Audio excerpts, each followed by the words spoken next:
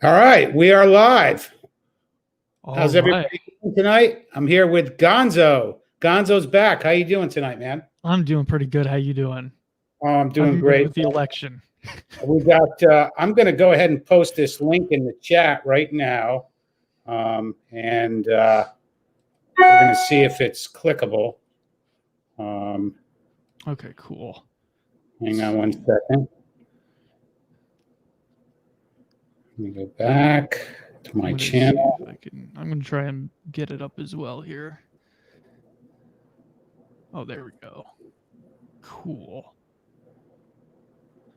And I wonder if it's a clickable link because it takes a while. So we got 3 people live right now. So anybody, we got Primal Man is in the chat. Click on that link, man, and see if you can jump in. I'm going to try it one more time. And we're going to try it again. Yep, we got a clickable link in there. So anybody can join in right now. Cool. And you have a clickable link in the live chat, so jump on in. Let's make it happen. Where is the clickable link? Oh, I don't know if that one's clickable yet, but all right. So Gonzo, man, how's it going? Did you get your workout in today? Did you get that stress relieved? My workout? Yeah, did you get the workout in? You know what? I haven't walked yet today, but that's my plan. I will probably go on a walk today at some point. Maybe to the store or something if it's still open. All right. But yeah, I'm a walking person usually. I would like to get in some more resistance training and that sort of thing, but because I had the shakes tonight a little bit after I did my workout. I started a different thing than I normally do. It's more of a high intensity style workout. So we got I'm going to add Man in here.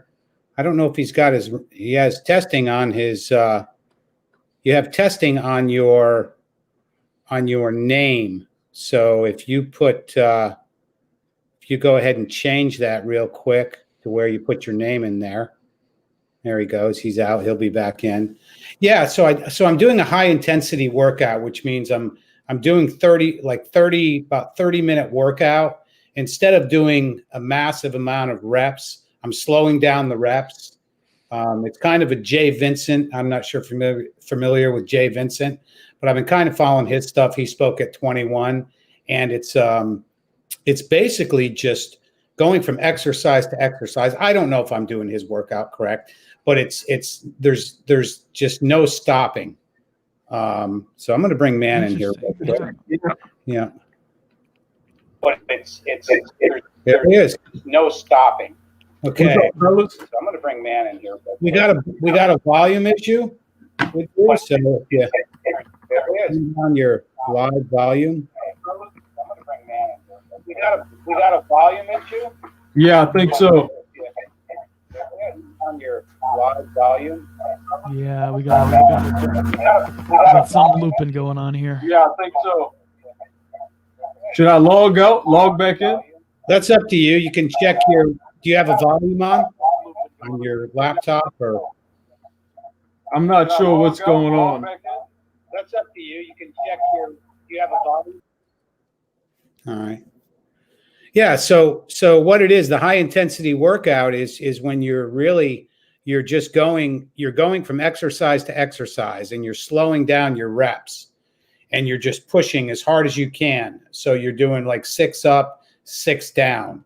And then I'm holding. So I'm not using as much weight as I normally would use. So it's more of a high intensity style workout. I got Carolina in the chat. Hi, Carolina. Hope you're doing well. If you want to jump in the chat or in the live stream, you are welcome to hit that link in there, and that'll bring you backstage. So, but yeah, so Gonzo, so you said you're walking. Yeah, So, I do walking. Yeah, okay. for the most part. Yeah, and I mean, I really do need to like get on, building some muscle mass. But Mhm. that's usually where I start. Is just with walking. So I just feel way better, just Yeah. even if I do that. So Yeah. I mean, doing anything, I mean, realistically, because most people don't do anything. So doing something, especially, if you're starting out, and from the last time we talked, you said you lost about 100 pounds. Is that correct? Yep. Wow, that's crazy, man. Yeah, I was sitting at about I want to say it was about 300, and then I went down to I'm sitting at about 175, 180, somewhere around there. Okay. And you're a tall dude, right? So If I remember yeah, I'm correctly. 6'3". Yeah, you're 6'3". Wow. Yeah. So So what was your beginning weight? it was about 300. Wow. About 300, yeah. That's crazy, man. Mhm. So you basically lost half of you.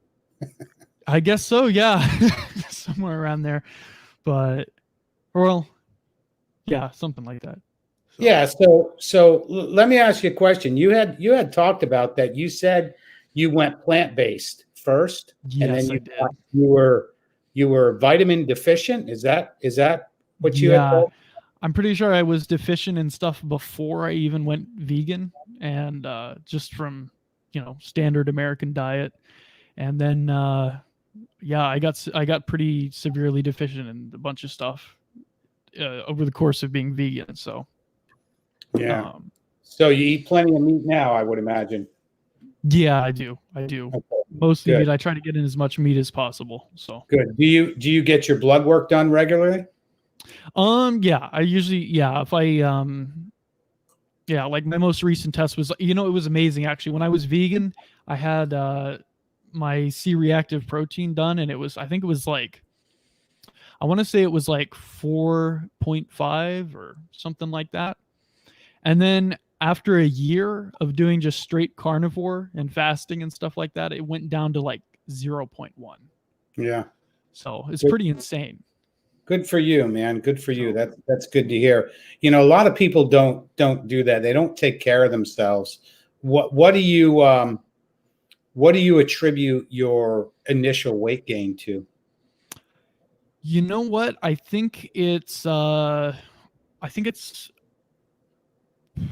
mean, vegetable oils, high amount of carbohydrates, and I also think undernutrition, because those foods are just so, like, a lot of foods that people eat these days are just so low in the actual vitamins and minerals that you need to be metabolically sound enough to not just gain a bunch of weight. So I Mhm. think that's was probably it. A Just lot of processed foods, things like that. yeah, Yeah. stuff like that. Yeah. And And you're 22, you said, right? yep, yeah. Okay. So, and it can All right. mess you up. It can really mess you up. I mean, I've seen people who it's been way worse for, because I know some vegans, they'll be on the diet for so long to the point where they're not only like emaciated, but they mess up their backs permanently. Like they have degenerative disc disease and that sort of thing. Mhm. So I think it could have been way worse for me in that respect. But Have you ever heard of a fruitarian? oh yeah, that's the worst. Oh, I'll tell That's you the what. worst. I let me bring Man in here real quick, and we'll continue on. Yeah. Okay, there he is. Hey, real quick, fellas, how's the audio? Sounds absolutely much better, much better. Okay, good. I wasn't sure what was going on. I was trying to stream from the laptop, and it kept double looping it for some reason. So I Okay. just got on the old iPhone. Okay. Well, as we talked about it last time, the iPhone works. Yeah. I'm Get an pretty sure we got iPhone. 3 iPhones right here, so we're good. Okay, Yeah, good. we were talking about Gonzo, how he went from vegan to carnivore, and then we were just talking about fruitarians who are. I saw this picture of this lady and her daughter who were fruitarians. They just ate fruit and fruit juice, and they actually looked like corpses. Yep. I mean, Yeah. their eyes were sucked in, black rings around them. Even the little kid looked like a skeleton. And to Yeah. me, that's like child abuse. I mean, that's horrible. Fruit, you know, fruit, from what I understand, I mean, fruit converts to sugar. I mean, it is sugar. There's nothing wrong with fruit. You know, even like when I'm working in the hot sun down here in Florida, and you guys are all in the South, so a banana sometimes, especially, you know, if you're working out in the heat, is great for you. It'll replenish your body. It'll give you what you need to keep going throughout the day. But I'm a big fruit guy. Love fruit. Are you? a lot. Okay. Oh yeah. But you also eat other things. Oh yeah, for sure. Protein. Yeah. Yeah. I mean, there's nothing wrong with fruit, but just a fruit diet is what's called a fruitarian. Yeah. And I'm like, The only time I ever looked into getting in any type of I guess you can call it mainstream diet was what's the diet with fish? Is it pescatarian or yeah, yeah. Like the basically their Mediterranean diet? protein? Yeah, basically their sole source of protein is fish. And so yeah, I thought about giving it a try, but I never followed through on it. So I still eat all kind of proteins. You know, Yeah. I do I like my grass fed ground beef though. I'm a believer in the grass fed, which I Okay. won't turn down conventional, but Yeah. the grass fed is what I opted by.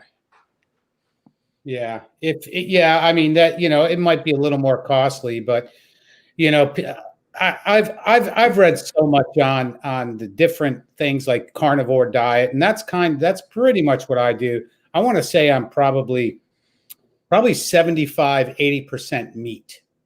And I do eat my olives. My vegetables would be maybe asparagus, some broccoli. I might eat onions, of course, mushrooms, a lot of mushrooms, but 75% meat, protein, you know. But I do eat fish, chicken, um, shrimp, a lot of beef, of course, but that's pretty much my diet.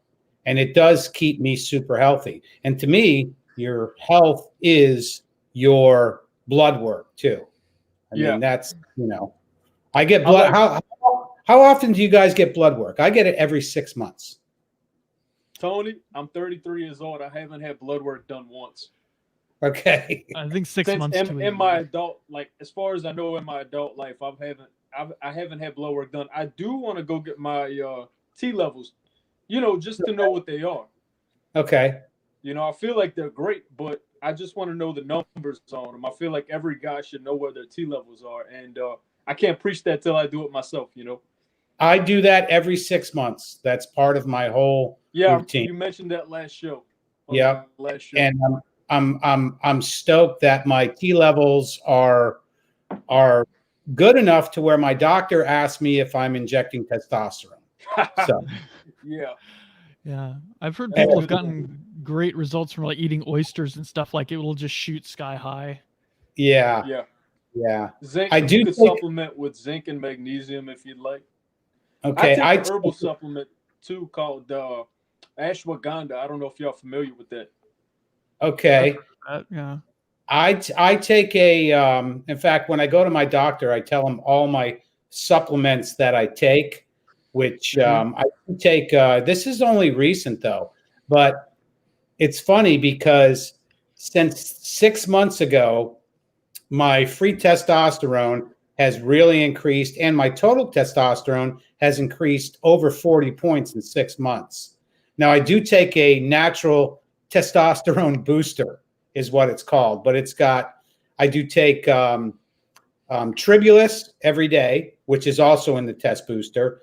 But in the test booster, there's Tribulus, horny goatweed, and a couple of other things that I don't even know what it is, but Yeah. it's natural. That I know. So I do take it Seems to be every day. working, right? Well, you know what? He told me my free testosterone is absolutely incredible right now. That's So good. yeah. Well, since you maybe that would be something you can touch on in the show is a lot of people think that testosterone levels are the same thing as free testosterone levels, and we all like. If you're informed on it, you know it's not the same thing. Maybe can you elaborate on that a little bit? Hang on one second. You guys chat real quick. I'm going to show you what I'm taking. I'll show you. I'll grab it. It's right here. Hey, Gonzo, you got a face, man. I do. How's my face? Is it smooth or is it staticky right now? The camera. There's some frame drops, okay. but it's not staticky. So okay, good. Should be good. All right. This is what I'm taking. I've been taking this again. I've done, martial arts for years. And so we're talking, I started when I was about 40. So I'm 57 now. And I've always taken Tribulus. I don't know if you can see that. Tribulus. Cool. We can see it nice and clear, but I've never heard of it before. Okay. Tribulus is it says a libido and workout supplement, which libido has to do, of course, with testosterone. You have no libido, you have no testosterone. Mm-hmm. So I see Carolina Hermes says cholesterol is also important to check. I get that checked every 6 months. In fact, carnivore diet is what I used to be on what's called the statin about a year and a half ago. And carnivore diet, I just absolutely made my cholesterol level beautiful. This is something I've been taking for about 6 months. I don't know if we can see that. And a lot of people will say, oh, this is all garbage, whatever. But I don't know if we can see the what's in there. But this might have something to do. It says contributes to healthy sex drive, promotes lean body mass. Tribulus, horny goat weed. I don't even know if I can pronounce this. Forskli.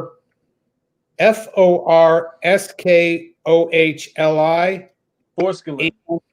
What is it? Forskolin. Yep. And I hope it's not foreskin in there. It sounds a lot like it. I knew I was waiting for it. In fenugreek. Have you heard of that one? Okay, that's what's in there right here. There's a guy on YouTube that I really enjoy called his name's Christopher Walker. He'll break down a lot of the herbs for you. Okay. But these are the two that I take. Now I've been doing Tribulus for some people says it does nothing, whatever. But this is the one that I take. And what I do is I'll take this and then I'll actually cycle off it for about 2 months and then start taking it again. But I've been taking this since I've been 40 years old.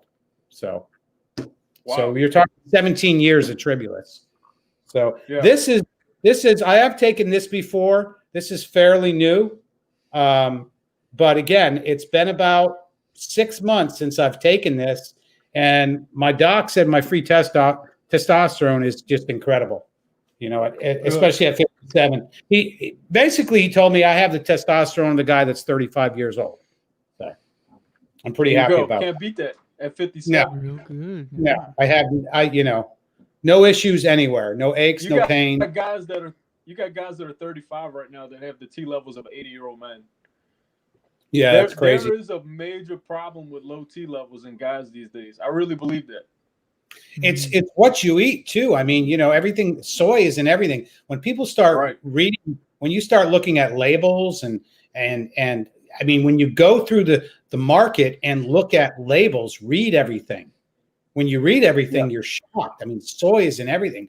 And I know the ingredients. I think we talked about this last stream, that the ingredients go down the list, and to the first ingredients, there's the most thing, but that soy is in everything. It's in everything. So when I shop, it's around pretty much outside of the aisle. So milk, eggs, cheese. In fact, I don't even drink milk. I buy half and half by the half gallons. Yeah. Milk to me tastes like water. So even whole milk? Yeah, I drink half and half. So. Oh yeah, right. Yeah, it will taste like water. Yeah, it will taste like water compared to half and half. Yeah. But so for me, being healthy, again, having a construction business, I think really helps me because I am busy all day. In fact, this really I'm I'm going to say the past 3 to 4 weeks, only because I've had first time all year, I've had delays on products as far as windows and doors and things like that. So my work isn't, I'm just waiting on deliveries. So my work hasn't been as strenuous as it normally is, but I still do my workouts, if not every day, every other day at the minimum. Yeah. So. Yeah, I have a physical job as well. I'm in lawn care. Okay. Lawn care and landscaping. I have my own business. So in the summertime, it's very hard to gain weight. You know. Yeah. Yeah. And I tend to stay pretty naturally lean. Right now, I'm probably just fluctuating from 195 to 200, but I'm 6'1". Yeah. Okay. So I do like to eat more as much as I can, but it's hard to gain weight. And physical. And you're 33 too, so that's a huge bonus. Yeah, it is. It is for sure. That's a huge bonus, and when there are a lot of people that when you do get older, they tend to gain weight, like love handles, and you start growing the man boobs and things like that. But that's because you're not. Do you know, Tony? Do you know man boobs are directly correlated to estrogen? Yeah, exactly. Okay. Yeah. Mm-hmm. I did a video. It's probably been 8 months ago, but anybody who's watching would want to check it out. It's about soy, and I did it outside my garage. And I put a link. There's a link to the Men's Health in that video, and it's a story about this guy who his wife was feeding him soy milk and everything that had soy in it, and he grew man boobs, everything and anything that could go wrong, and it was all about the soy. So I did was it pretty good like an experiment? No, not at all. No, it's just that his wife thought she was helping him and she was really hurting him. Yeah, that can happen. Yeah. I mean, if you're a woman out there watching, feed your man meat, things that make him a man, right. Enough of the soy. So when people really start looking into the soy, you got Rob here, Rob himself. Soy is in almost every good item in the store. Good. It's true. He retracted his message. I don't know why. He's exactly right. It's when you really look into it, you're a little bit shocked on and soy is in Japan and China, soy is a big protein source, and it's one of the absolute. I think it's the U.S., Argentina, maybe it's Brazil, but are the biggest producers of soy, and that's a big export for the U.S. Mm-hmm. And it's just for the United States, it's came in everything. So, but yeah, Rob himself, he had said something about soy, but and Carolina says, I'm not sure if I'm going to call her Carolina, but Carolina said Brazil is one. Yeah, Brazil is a big producer of soy. It's a big export there. But a lot of companies are going out of their way to make soy-free products. There's a brand that I buy when I make brownies. If I have a sweet tooth, I'll go and get this brownie mix by King Arthur. And it's got a lot of really good ingredients. Believe it or not, soy-free, and they're really good. The King Arthur brownies or the King Arthur, baked goods are really good, and they don't have soy in it. Yeah, I'm going to have to look into that because occasionally I like something like that. I had. King Arthur.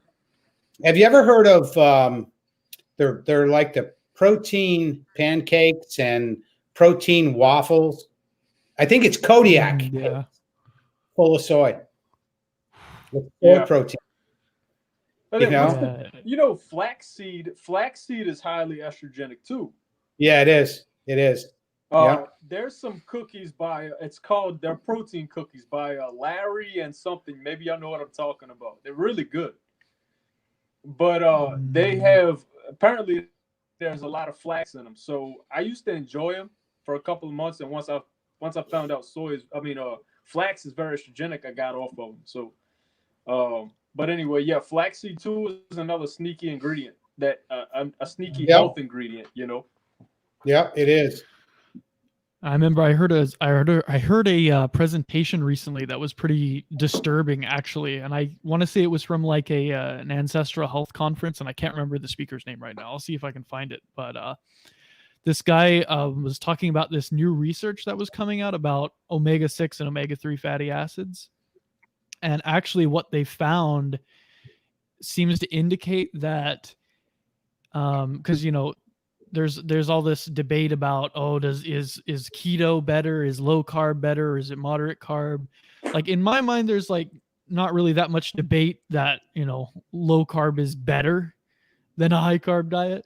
But what they found in this research was actually what was even more important was the fat content of the diet, because as soon as you just introduced the vegetable oils, everything went wrong. It gave the test subjects like the mice heart failure, gave them cancer, gave them all these terrible things, and they were all able to correlate it pretty closely with just the omega-6 fatty acids. And Americans these days have so much omega-6 fatty acids that it's insane compared to like ancient humans and humans just from even the past couple hundred years ago. Now, so what you're saying is that too much of the omega-6 fatty acids are bad. Yeah, and just too much polyunsaturated fat in general. So that's both of them. But most people just get too much omega-6. Yeah. Mm-hmm. Yep. What I used to cook with, I use ghee to cook with. I pretty much cook everything with ghee. So Rob himself said, has anyone tried kratom? You know what? I've heard of, I've seen it, but I haven't tried it. Any of you guys tried kratom? No. I've met people who tried Isn't it. It's like a tea, right? It's a beverage. It's an herb. It comes from kratom. Comes from a tree. Mm-hmm. Yeah. Okay. It's a leaf from a tree. And from what I hear about it, I don't know if anybody has if anybody with personal experience wants to comment on it, but from what I've heard is that it seems like even though people say it's not really addictive, you can have a rebound from it. And so and you're going to have to keep like raising your dose over time gradually. And for some people, the withdrawal is going to be pretty bad. Isn't it like an energy thing? Isn't that what it is? It's like a pain. It's like a painkiller alternative. Yeah, like alternative relaxation thing. Yeah. Yeah, I see it all the time. I've heard people compare it to the effects of alcohol, believe it or not. Wow. Yeah, that's crazy, man. There's a whole establishment that does kratom, that sells the drinks. It's like a chill bar per se, and they only do kratom. As far as I know, I don't believe they do anything else. They specialize. Oh, you know what? That's right. It's for focus. Isn't that what it's for? I think that's one of the things I believe too. Yeah. Yeah. Focus or pain. Like people with chronic pain usually take it as well. I've seen. Okay. Man, I got to ask you something, man. I saw your Instagram post earlier. Okay. You made mead. Did you make that mead? You made the mead. Yeah, I'm drinking it right now. Okay, and that's basically like a honey wine or a beer, right? That's what they call it. It's fermented honey and water. That's it. Honey and water. And it's got a little yeast added into it, and that's it. It takes a long time to make, though, right? Isn't it? 7 days. How long? I only use 7 days for it. Oh wow! Okay. And what did you make it in? What's that, Gonzo? What was your process? Like, what did you make it in? Like, I took some bottled water, I boiled it, and I let it cool just a little bit. Then I added a pound of honey and about 64 ounces of water. I used the pound of honey, and sort of kind of stir it, get it all mixed in good, and just bottle it up and try to keep it as clean as possible, because if you get outside sources of bacteria, you'll basically have a nice honey vinegar. Okay. So All right. you don't want vinegar, but you got to keep it clean and it'll ferment. And I tried mine in 7 days, and it's very good. All right. I've made beer for years. It's probably been 10, 12 years since I've made beer. So let me ask you a question. When you make the when you're making the mead, you have to check the temperature of the water before you add the yeast, so that it just doesn't set the yeast off. No, I let it cool to almost room temperature, Tony. Okay. You don't want the water to be hot. You do have to let the water cool to room temperature. Okay. You know. Yeah, we're gonna as have far to. as temperatures, no. All right. All right. I want you to go over the process right now, because you know what? I want to make that.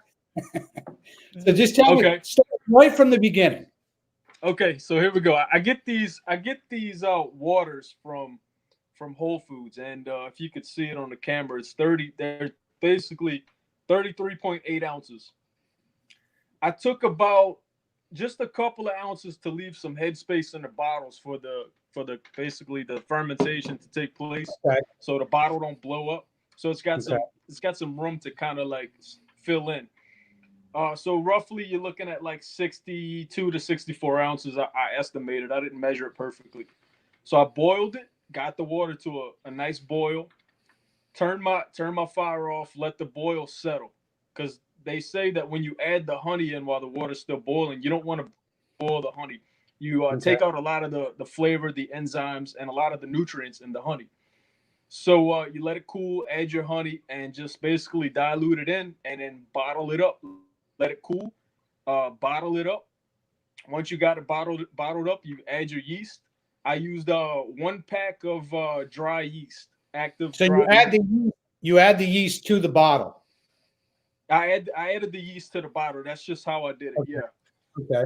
Once I bottled them, I let it cool, and then that's when I added my yeast. So I added 1 pack of yeast per bottle. Some people probably measure a lot less. That was probably extra. There's probably more than what I needed, but it come out just fine. And then I put it in a room temperature cool, dark space, and leave the cap slightly open because it does pressurize.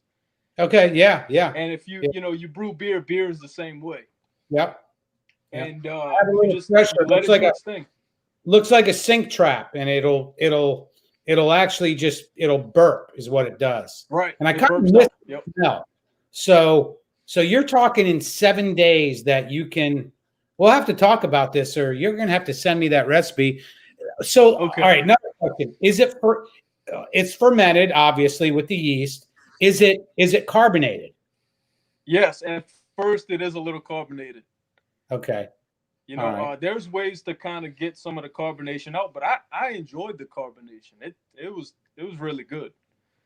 As far as alcohol content, it's got to be really low. I'm not sure the exact percentage, but the longer you ferment it, the stronger it'll be. Some people, this is new to me. So some people, I think what they rack it, which means they rebottle it and store it away again. And you might be familiar with that term.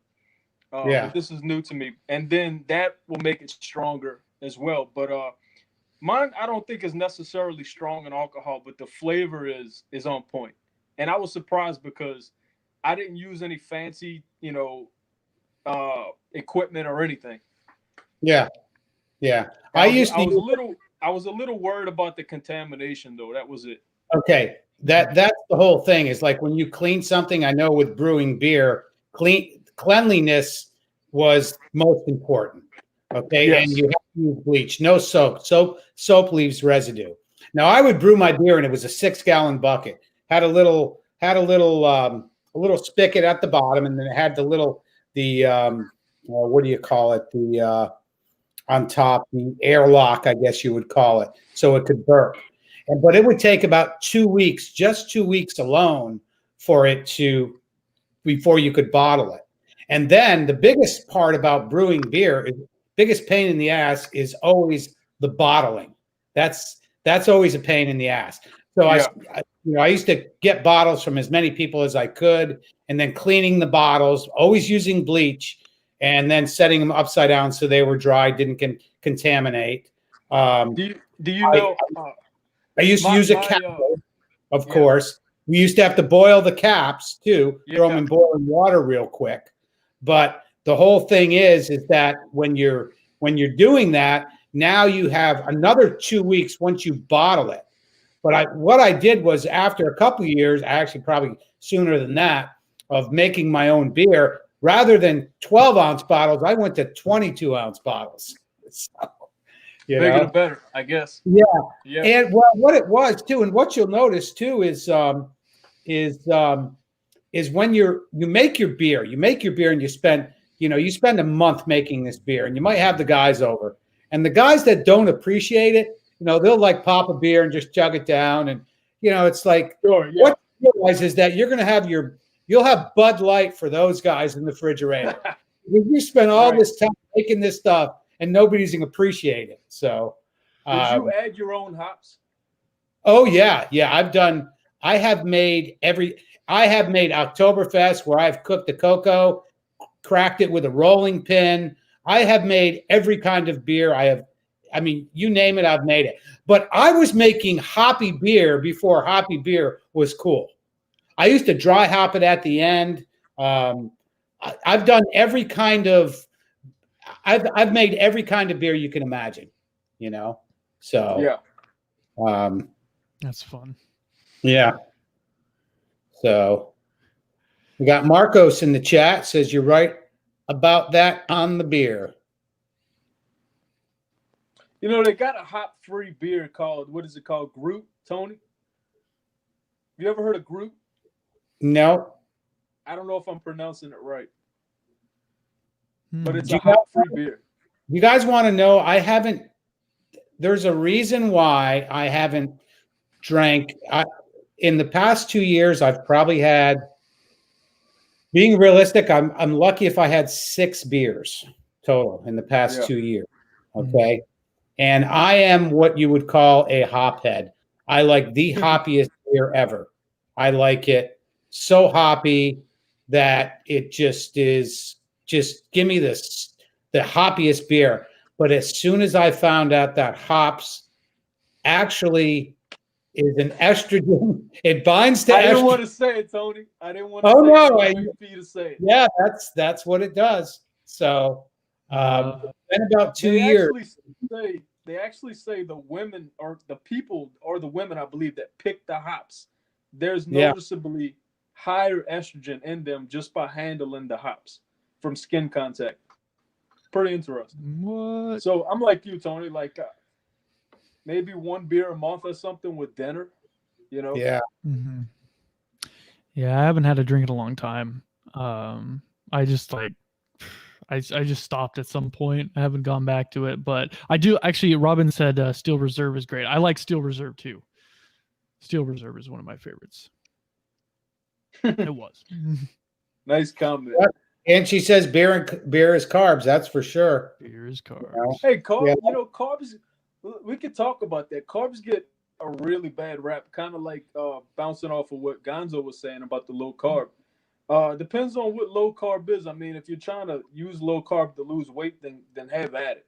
But personally, I did the paleo diet for the longest, and I had an injury, which I was using my body probably more playing sports than I should. I had played basketball for almost a full day the Friday, then went and played flag football the following day, and I ruptured my left Achilles. And I was on the paleo diet at the time, trying to get as lean and as shredded as I possibly could. And I attribute my injury to a lot of the lack of nutrients in my body at the time. That's just me personally. I'm sure there's some evidence that would back that up.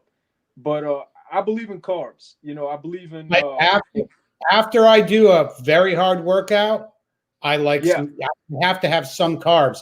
I don't again, I think everything in moderation is okay. Yeah. But when people say our bodies are different, that's where I kind of disagree. Mhm. You disagree? Yeah, I think our body, when people say our bodies are different, our internal organs and everything are all the same. And our body functions, they pretty much work the same. Okay. So when somebody says their body is different, I have to disagree unless they have some ailment, whether you know what I mean, some major something, one of these, I don't know whether they're thyroid problems or something like that. You're talking to a guy that takes a thyroid hormone every day for the past 15 years. Yeah. And that happens to a lot of people when they get older. They become what's called hypothyroid. But my thyroid has been under control since it was caught 15 years ago. So, but I do like after a good workout, for me, good carbs would be, and I hate sweet potatoes, but I might eat sweet potato or some wild rice or something like that. But to me, that's the good carbs. Mushrooms, broccoli, that's a good carb. Asparagus, I consider mushrooms like a food of the gods, and I just say that in fun. But I do find mushrooms to be. I feel like mushrooms are a powerful food. I really do. Yeah. For some reason, I feel mushrooms are very healthy, very powerful. Superfood, as they like to say. But I consider mushrooms food of the gods for sure. One of the food of the gods. Oh yeah, my brother did a live stream with Agnieszka from Poland, and she does mushroom hunting. And when I was watching that, I had the urge, and I always buy mushrooms. So I made, for the first time, I made homemade cream of mushroom soup, and it was so good. What I did is I got a big tub of mushrooms, just white mushrooms, cut them all up. I put them in bone broth. I drink bone broth every day, which is one bone broth is 40 grams of protein, or it's 4 servings, 80 grams of protein. It's about $4. What a great source of protein for 80 grams of protein. So I put the mushrooms, an onion, cut them up, put them in the bone broth, a little celery salt. What else did I put? Oh, about 4 scoops of ghee, and then let that kind of simmer. And then right at the end, I added the half and half, and then I let it simmer. So now what I did to thicken it up, because I don't have protein powder, but I happen to have some, which I never eat, is some instant mashed potatoes. So I added 4 tablespoons of instant mashed potatoes to thicken it up. And I could tell you right now that if I was in an expensive restaurant and somebody served me that, I would say this is the best soup I ever had. And I had never eaten it before. Yeah. So it was homemade cream of mushroom soup. Super high protein, ton of mushrooms, onions, ghee, fat, just with a little bit of carbs. It was fantastic. Something I just came up with, So that's interesting. Yeah. That's cool. Very simple to make, Yeah. But again, we made it with the bone broth. Now, one of those cardboard boxes of bone broth, I would suggest that to anyone. They're about $4, and that is 80 grams of protein. Especially when we get into cooler weather. Wow, I drink it. I didn't know it was so high in protein. I knew it had protein, but I didn't know it was like that high. Yeah. You guys talk real quick amongst yourself. I'm going to grab the box. I'll show you one of the bone broths that I get. Okay. Yeah. No, I mean, that's pretty good. And too, like if you want to, especially if you're working out, you need electrolytes and stuff like that. You're going to need that protein because that's where all the minerals are. Yeah. It's in the protein. So yeah, I'm a believer in bone broth, even though I don't get to drink it or consume it as much as I'd like. I really, really enjoy bone broth. I made some homemade bone broth using actual chicken bones. You can get the breastbone and actually boil it and make your own. Oh, yeah. This one is one I get, and this is about. Let me see. There's about 5 servings in here, so there's 50 grams of protein in this. This isn't a lot either. I mean, you can drink this in 2 servings. Yeah, easy. So you're talking 50 grams of protein. So that's real good. Yeah, natural Non-GMO, no MSG. So Yeah, I'm Yeah. not sure how you guys feel about organs, but I really like the organ meats as well for I love 'em. carnivore and stuff. Yeah, I'm a I big love fan. organ meats. Yep, hearts, Yeah. livers, gizzards. okay, wow. Yeah, but you're from Louisiana, right? So Yeah, I kind of grew up on fried chicken livers. It was a treat. My mom really enjoyed the fried chicken livers, and my dad, he does not like chicken livers at all. And it was something that stuck with me that I enjoyed. But I never throw out the organ meats at all. Super high nutrition. Super high I'm nutrition. not a big fan of liver, Mhm. but I absolutely love liverwurst. Braunschweiger. Oh yeah, Love it. yeah, that stuff's amazing. Have you ever so had good. Buddha and Tony? What is that? Boudin. You're in Florida. Boudin. Never heard of Boudin. that. It's like you never heard of it. No. No. Okay, it's a basically like a sausage link with rice and pork and flavorings and season. It's spicy. It's interesting. That sounds like haggis. Maybe so. It might be very similar. Yeah, but Yeah. that's a Louisiana staple for a lot Okay. of people. Yeah, you're gonna have to send me down some of that. I got to try that. So, Yeah. have you guys ever heard of haggis? No. Sounds Haggis. German, Yeah. right? Yeah. It was like Sounds Scottish. like- Yeah. Yeah. You know what haggis is? Yeah. It's like it's made in its stomach, isn't it? It's like Yeah. it's like a stomach thing. Yeah. That's funny. Yeah. All sorts of protein are awesome. Yeah. Mhm. I believe our ancestors would rarely throw out a body part from something they would kill.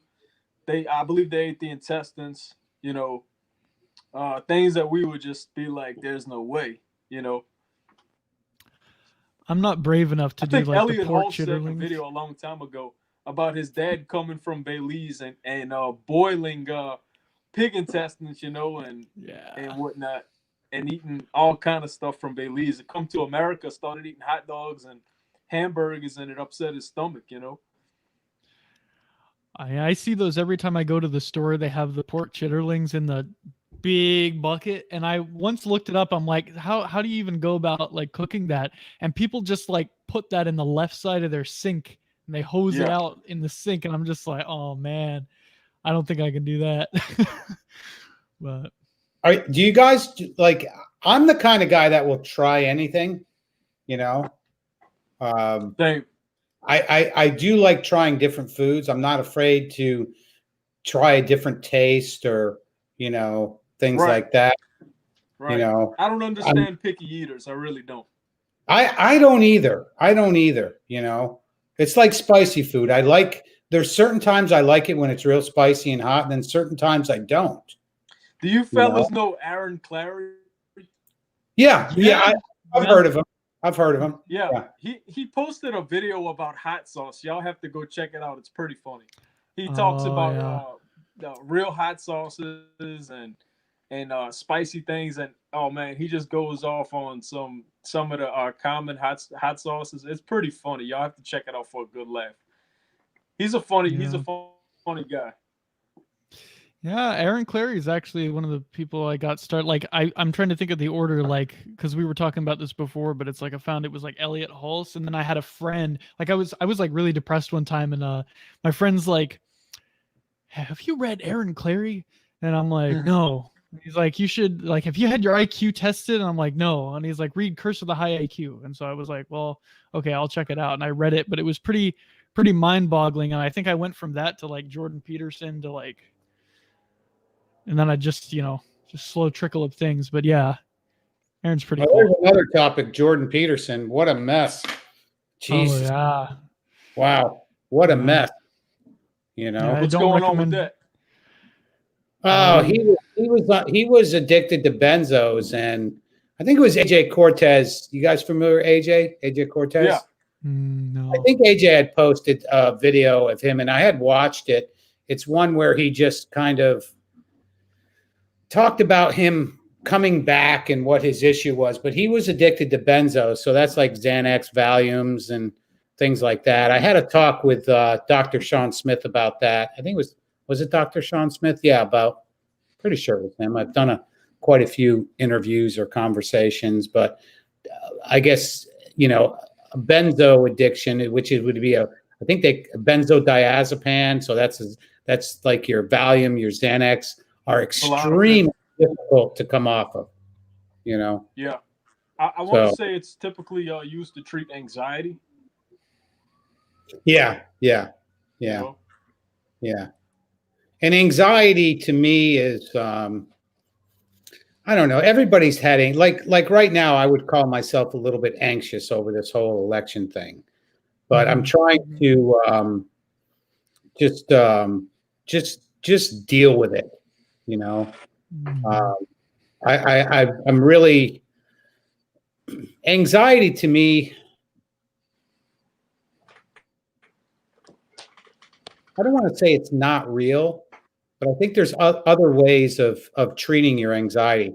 Like, to me, the anxiety tonight, if I had it when I got home from work, was going out in my garage in my gym and just killing it. I talked to my brother earlier. I was shaking. In other words, when I would put my hands on my knees, I was shaking just from working out so hard. Yeah. And relieves that anxiety. If people would put that energy from their anxiety, it's so easy to take a pill nowadays versus treating the symptoms. So yeah, I agree there, Tony, 100%.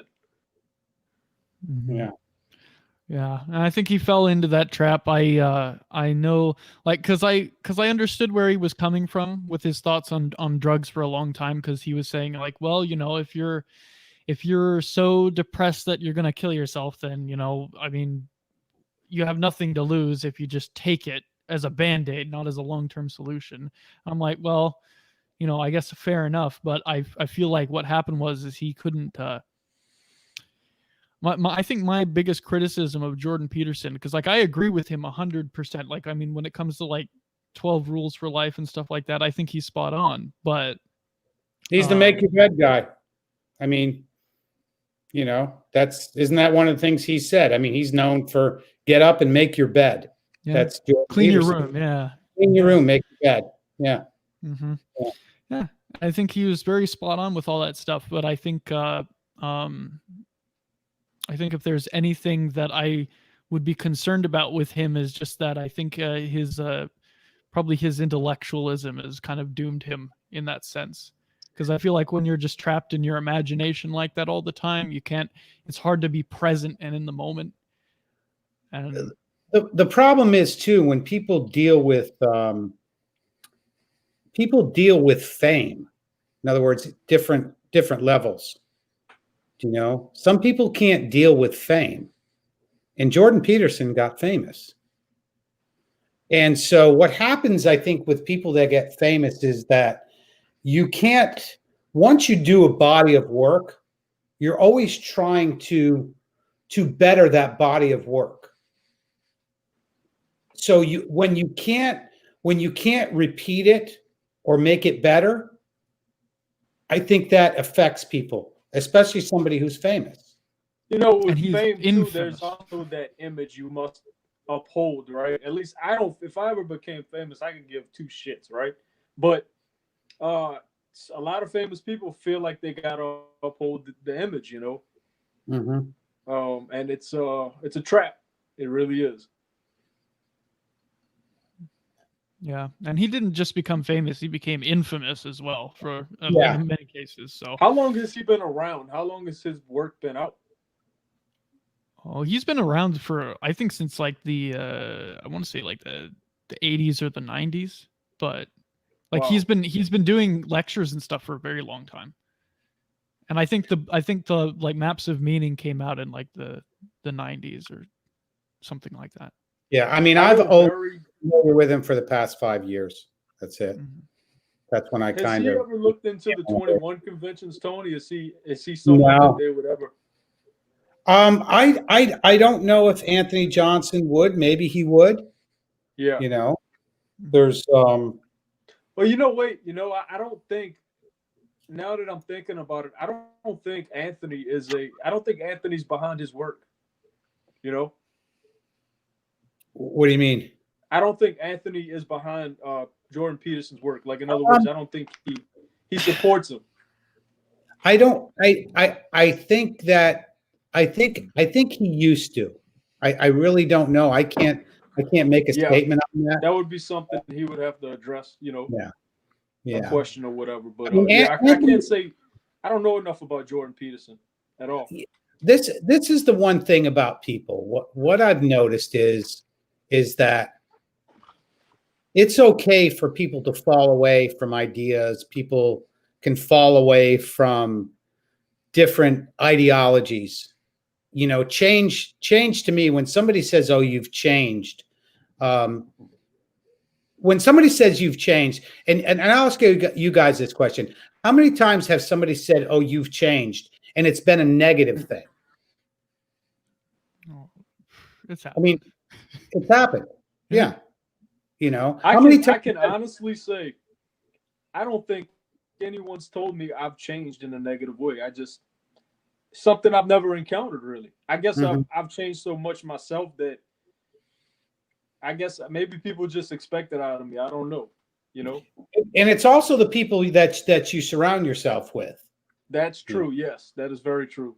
You know, you want to surround yourself with positive people. Mhm. That's important. You know, but like you said, Anthony Anthony is a good friend of mine. I mean, realistically, we talk every day, sometimes twice a day. Really? Yeah. He's 32 years old. I'm 57. Mhm. I like to think of him as a younger brother, but And he's he's got this drive, man, to completely destroy feminism, and I'm right there behind him. I'm right there with him, right there alongside him. You know what I mean? He's spot on. He really is. I'd like to meet him because this I believe in his work and what he's trying to do. Yeah, no, I agree. I mean, when I was talking with Jesse Lee Peterson, it's one of the last videos I did with Jesse Lee, and I asked him what was his highlight of 21 convention, and his answer was that when he had a talk with Anthony Johnson, that he started this at 17 years old. Yeah, I mean, heard the story. Yeah. That's you think about that, and he hasn't quit.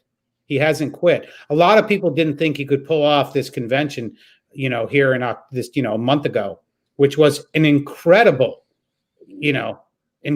convention. It was just to be there. There was new speakers as far as like John Sanmez, Coach Greg Adams, Jesse Lee Peterson.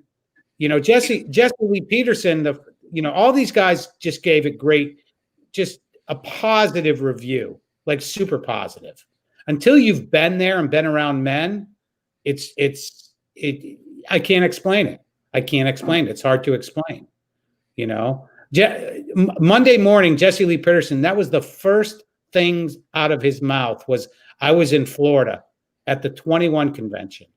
And that right there is just a great testament on what goes on there. It's a fellowship with men.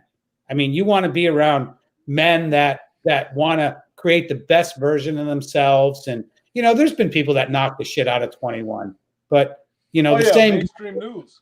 but the same guys too, but also guys in the manosphere that used to be a part of 21 that say it was the best event ever, blah, blah, blah.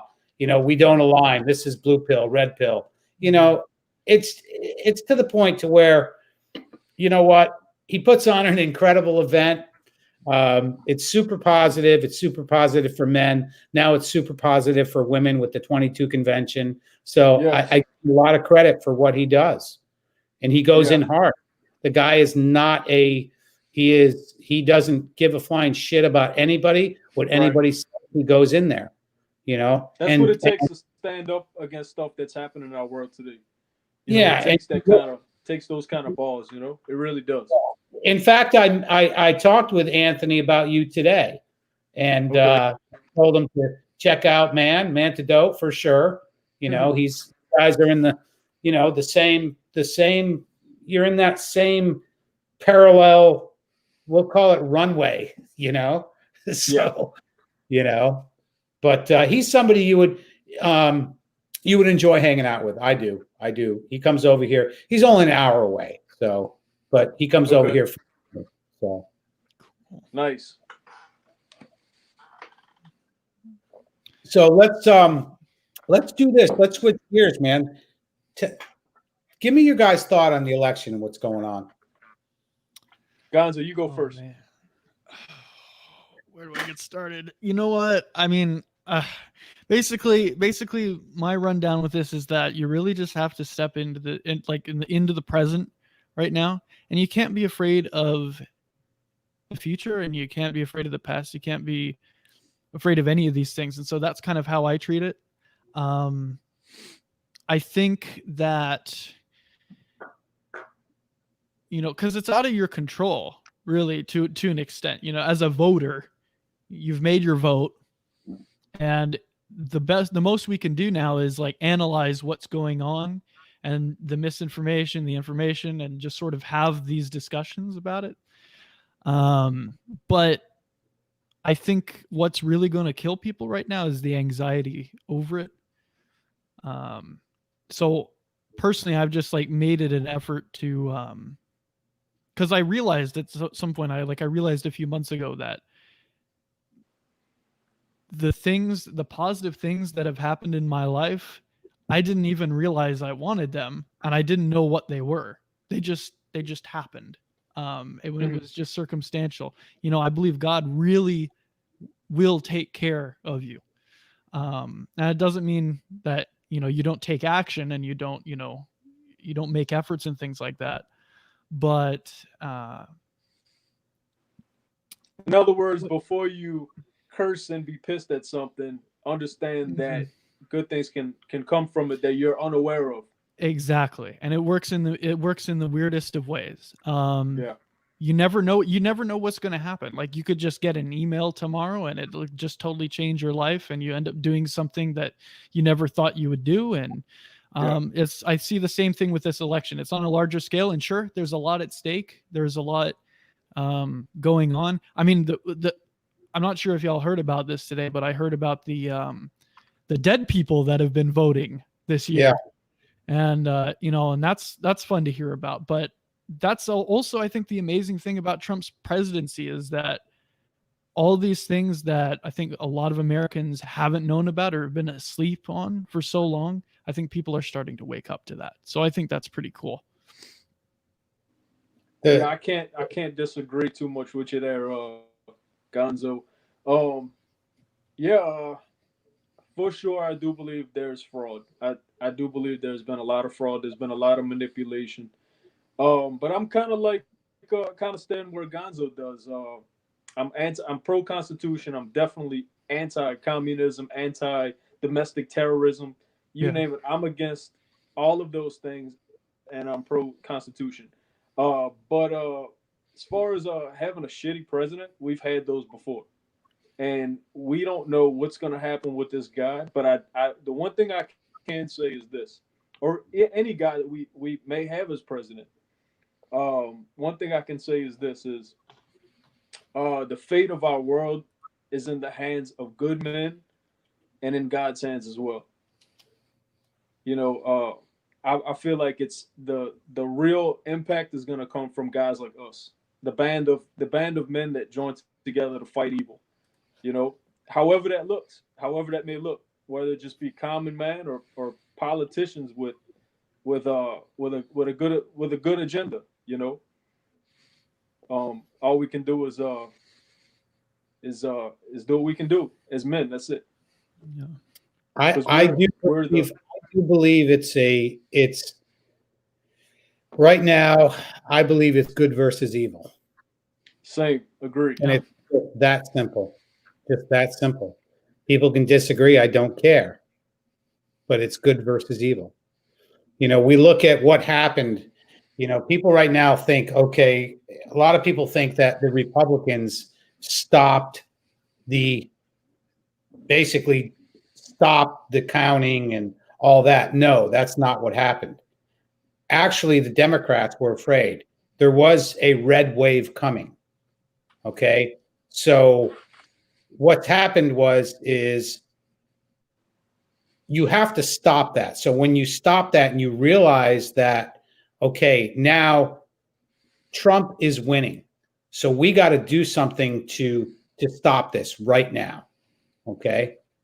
What people have to realize is that us as patriots, they do have a plan against the deep state. And people will say, oh, there's no such thing as a deep state. Well, there is a deep state. There is. And if you're blind to that, well, that's your problem.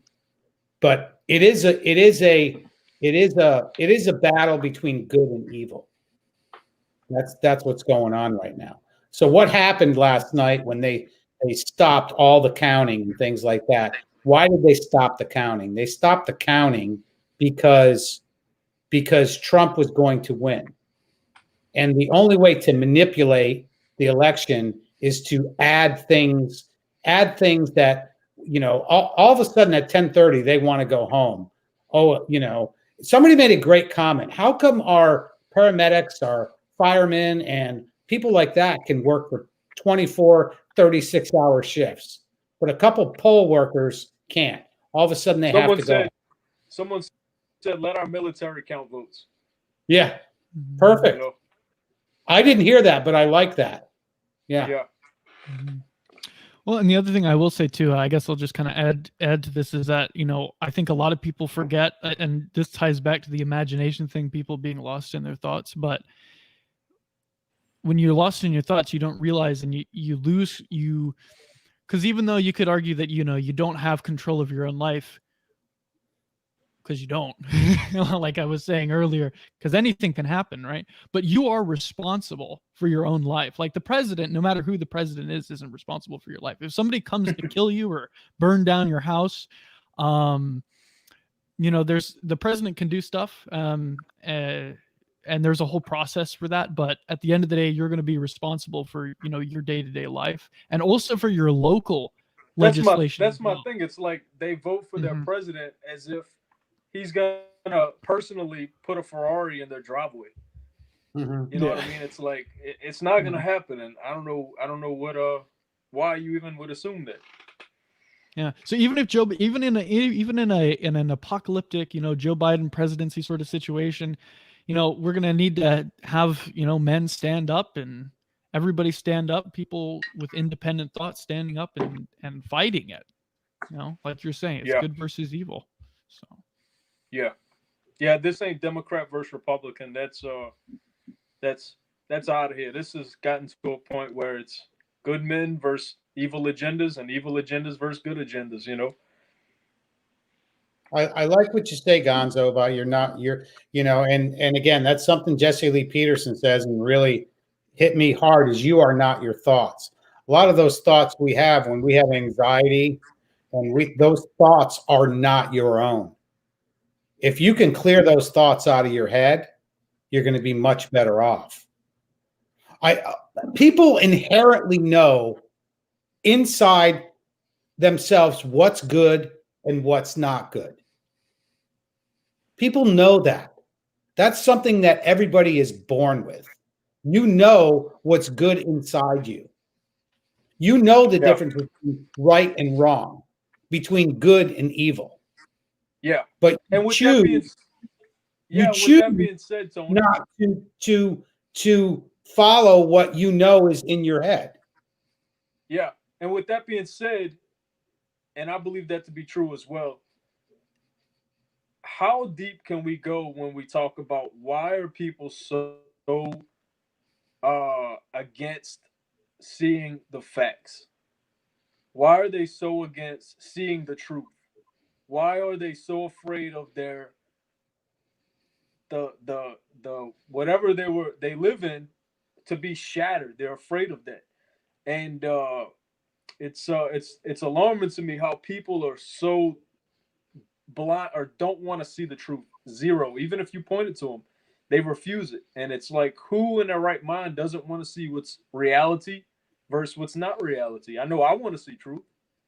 You know, I want to know what is false and what is truth. And but some of these, it blows my mind at a lot of people that just don't want to see the truth at all. Why do you think that is, Gonzo? Why do you think that is? Why do people not want to see the truth? Well, because the truth hurts, frankly. Yeah, it it's destroys your belief system. Mm-hmm. Well, because like it makes me think of that philosopher Rizzo. I think we talked about him last time, but Rizzo believed that there's no fiber of evil in a man's heart. He couldn't cope with the idea that people would be just evil.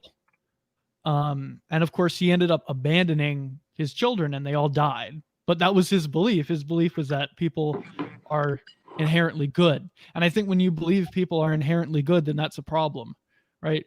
So you have to address the fact you can't be afraid of the truth, because if you're afraid of it, when you come to that understanding that people are evil and people don't have your best interest in mind all the time, they can, but that's not a guarantee.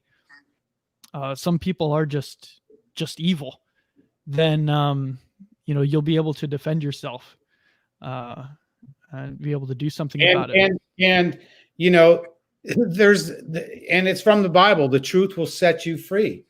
And yeah, the problem with truth is people can't handle the truth. And that's from what movie is from that? From You Can't Handle the Truth. Tom Cruise. You Can't Handle the Truth. Yeah, I know what you're talking about. Yeah. And that's the reality, Yeah. I think it's because you're talking about generations and generations of people who have rooted themselves in comforting lies.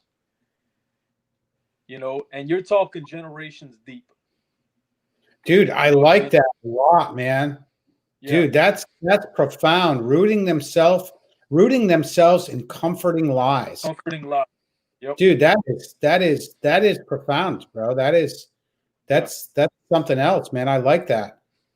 I think it goes as deep as generations. I've seen it firsthand. Unfortunately, I also think the most comfortable people. Yeah, it's a sad thing. It's a sad thing. It is. I also think the most comfortable people are the most miserable people. You think of like people who are just they're so comfortable they become like, I think people who are just like complacent at their jobs and they don't like it, and then they've been doing the same thing for so long, and it's not really what they're passionate about. It's not really they don't really have peace about anything. And you have to kind of did I disappear? No, you're there. Okay, cool. You have to just go out, and they're afraid to do the things that they want to do, but they're comfortable and they don't want to leave that comfort zone to actually pursue something that would change their lives and make their community better and just make everything better. Yeah. Even if they know it will make their lives better.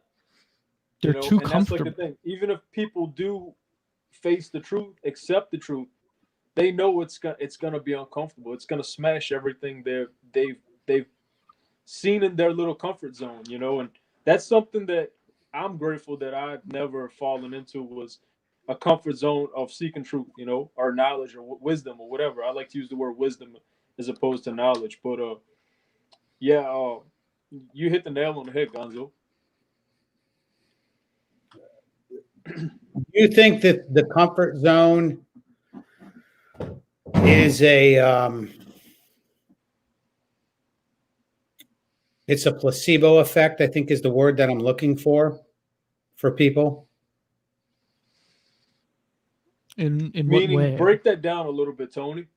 Okay, I was talking to my brother earlier about this. I think it was my brother, maybe it was Anthony, but people are so comfortable in their homes. Everybody thinks that things can't change, thinks that we can't have a civil war. Now, I think it's every 80 years, 90 years or so that's when things get really disrupted. And that's about where we're at. Will all these surprised people there. that think that we can't have a civil war, in other words, they don't think that somebody can go down their street. I was talking to a friend of mine the other day, and said, if in 6 months, if I have to go to Walmart or the grocery store, which is a half mile, with my AR-15, my 45, and my 9 in a backpack to get food to do what I need to do, would most people be willing to do that? Will you be able to step up? In other words, to know that if I go out on the highway, there's going to be somebody that wants to kill me. You can't leave your house. And yeah, that's something to think about. Now, too, what I personally think would be more likely. I'm not denying anything. I'm just saying personally, me, what I feel would be more likely is governors refusing, conservative governors or whoever, refusing certain rules or restrictions that come down from the federal government, and then you might wind up having people, dare I say the word, secede. No, say it. Yeah. Completely break away from the federal government. I feel like that would also be a possibility too. 30 days here. He says you wouldn't be able to get food if things get to that bad. Prep people. Yeah, I'm prepped. In fact, if you want canned hams, you can come to my house. You're going to have a hard time getting them, but I've often thought about that. And, I'm lucky I have the ocean across the street. Yeah, I could fish every day and fulfill my protein needs easily. Yeah. Would I have people to need fit? to learn how to put. My grandpa used to say, all people should know how to put a seed in the ground. You should know how to garden. I feel like that's something they should teach you as a kid in school, is gardening. How, I think maybe they do in some ways, but every man should know how to plant a seed and grow vegetables or grow something, or whatever it may be. Grow his own food, be self-sufficient, in food. I feel like that's a skill that is necessary for sure. Yeah, I mean, in my backyard right now, I've got access to bananas, papayas, coconuts if I need to. I could fish across the street.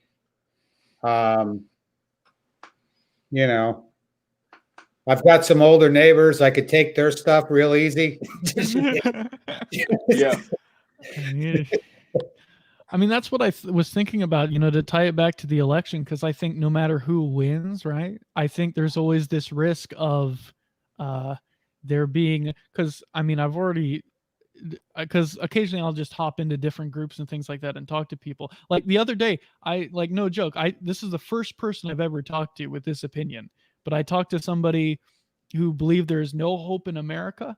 And one of the reasons why he believed this is actually this guy believes in the international Jewish conspiracy.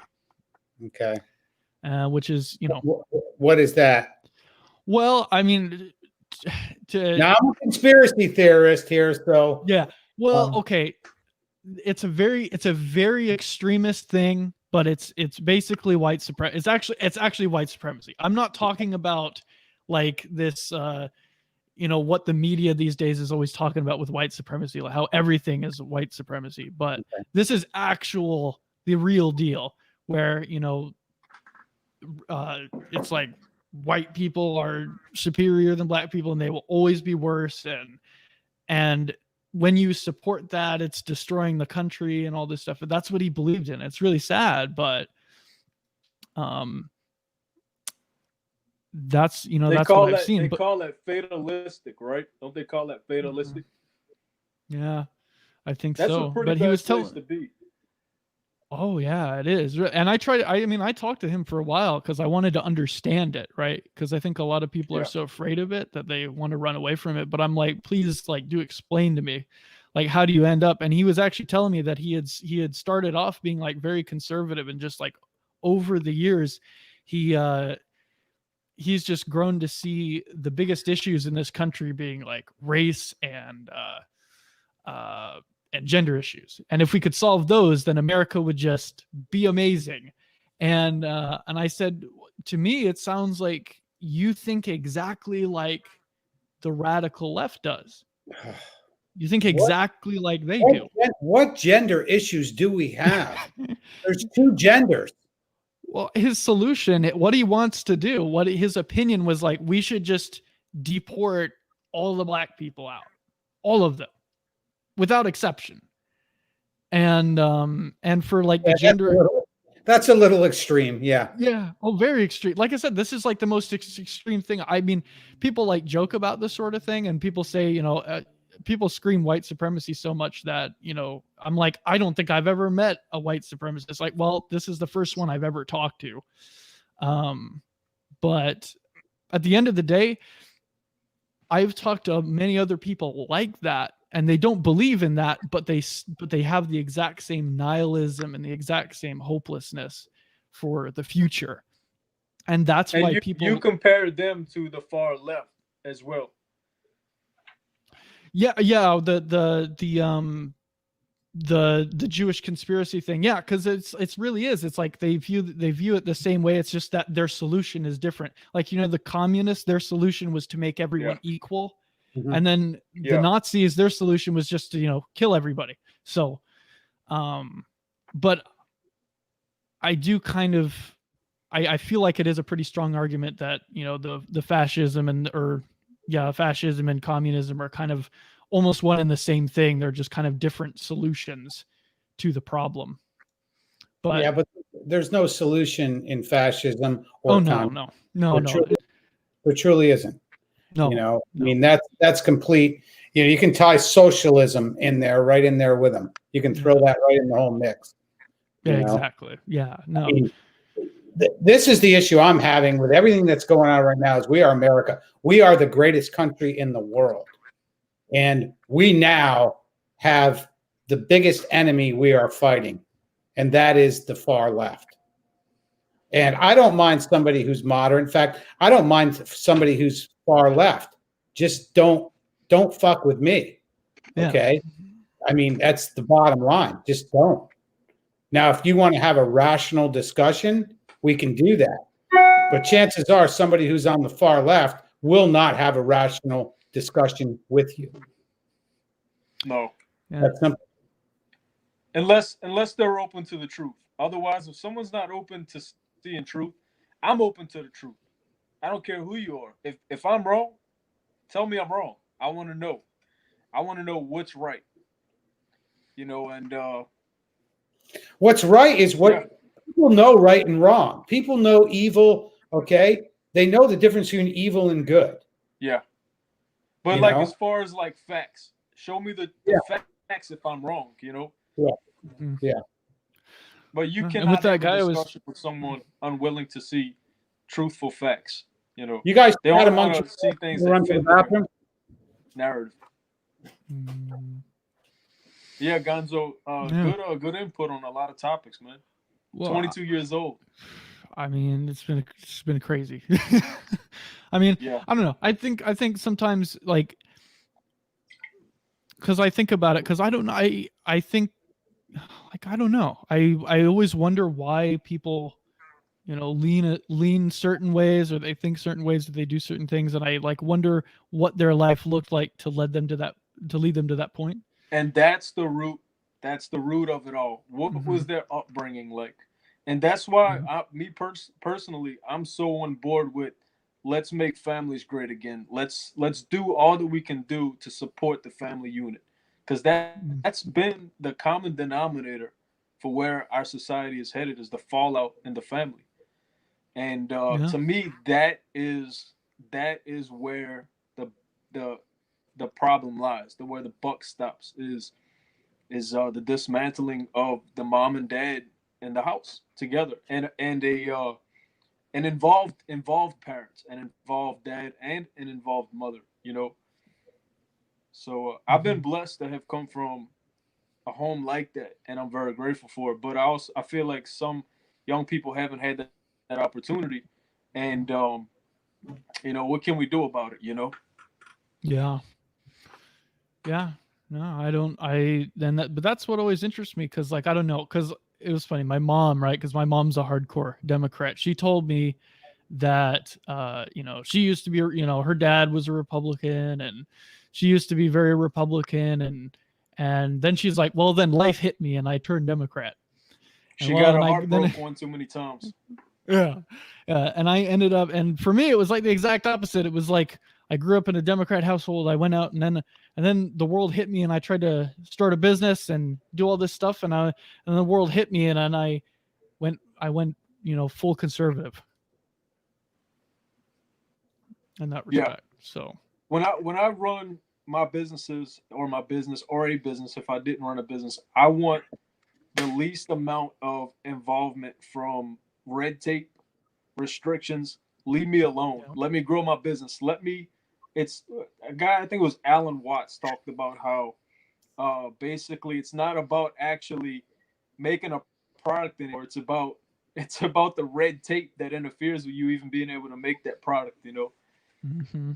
The regulations, the fees, the license. It's like that's more of an ordeal than actually crafting something that people would need or want, Mm-hmm. And so I'm like Tony, leave me alone. Yeah. Let me do my thing.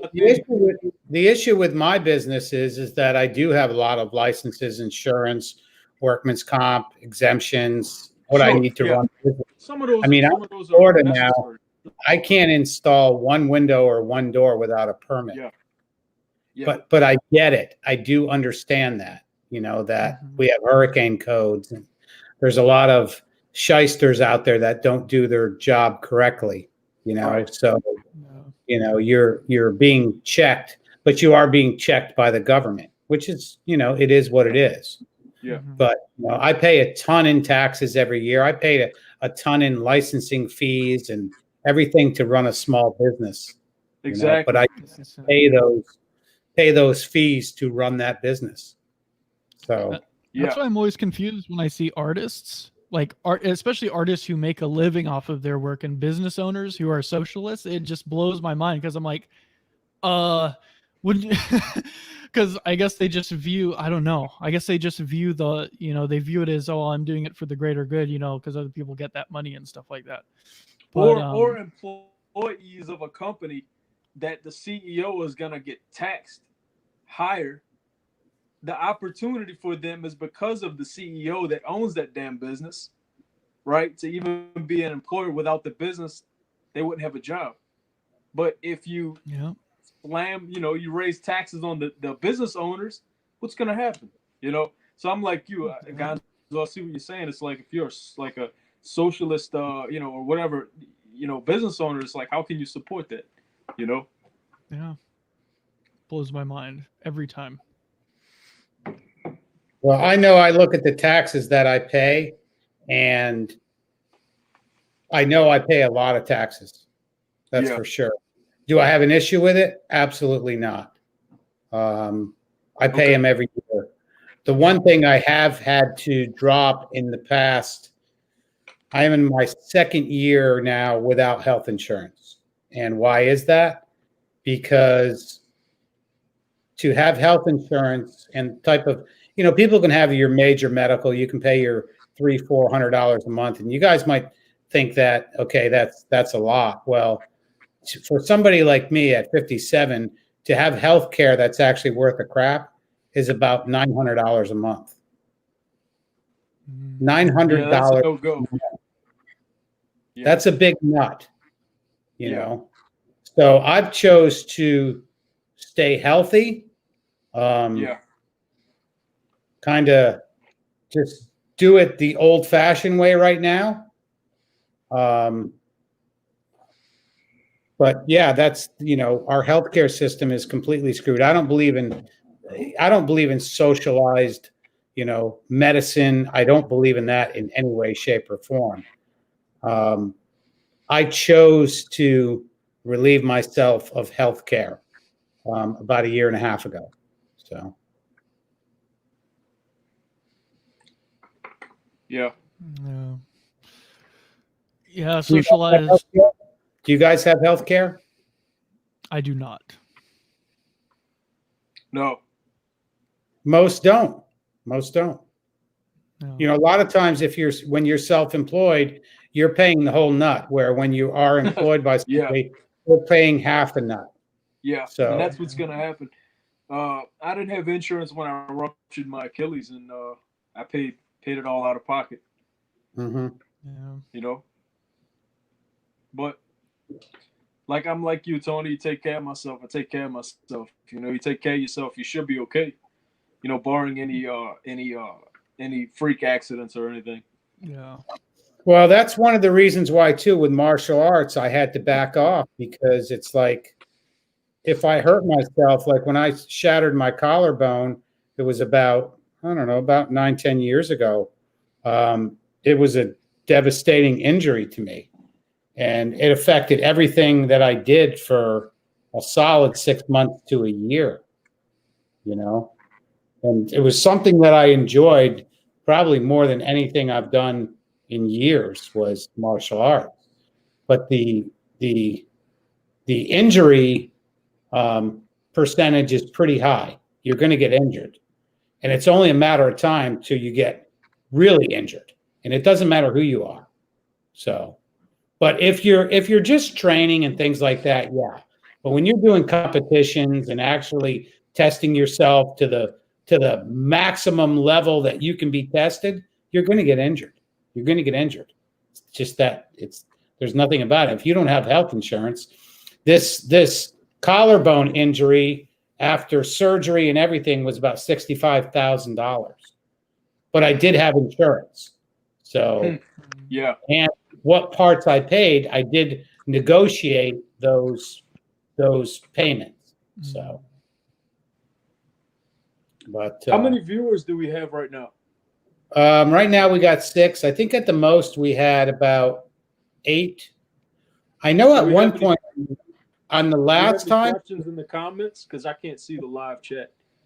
Okay, Gonzo, how are you looking at the live chat? I'm looking at it through StreamYard. Through StreamYard? So, Can you see it through StreamYard? I can see it through StreamYard, yeah. So we got comments on here. Man, can you see it through StreamYard? Yeah, if I click on the chat, but you're on your phone. Okay. Yeah. Okay. Yeah. Yeah, we got Tony 513 is in the chat, and I believe he's from, I'm going to say 513 is Ohio. I'm not sure.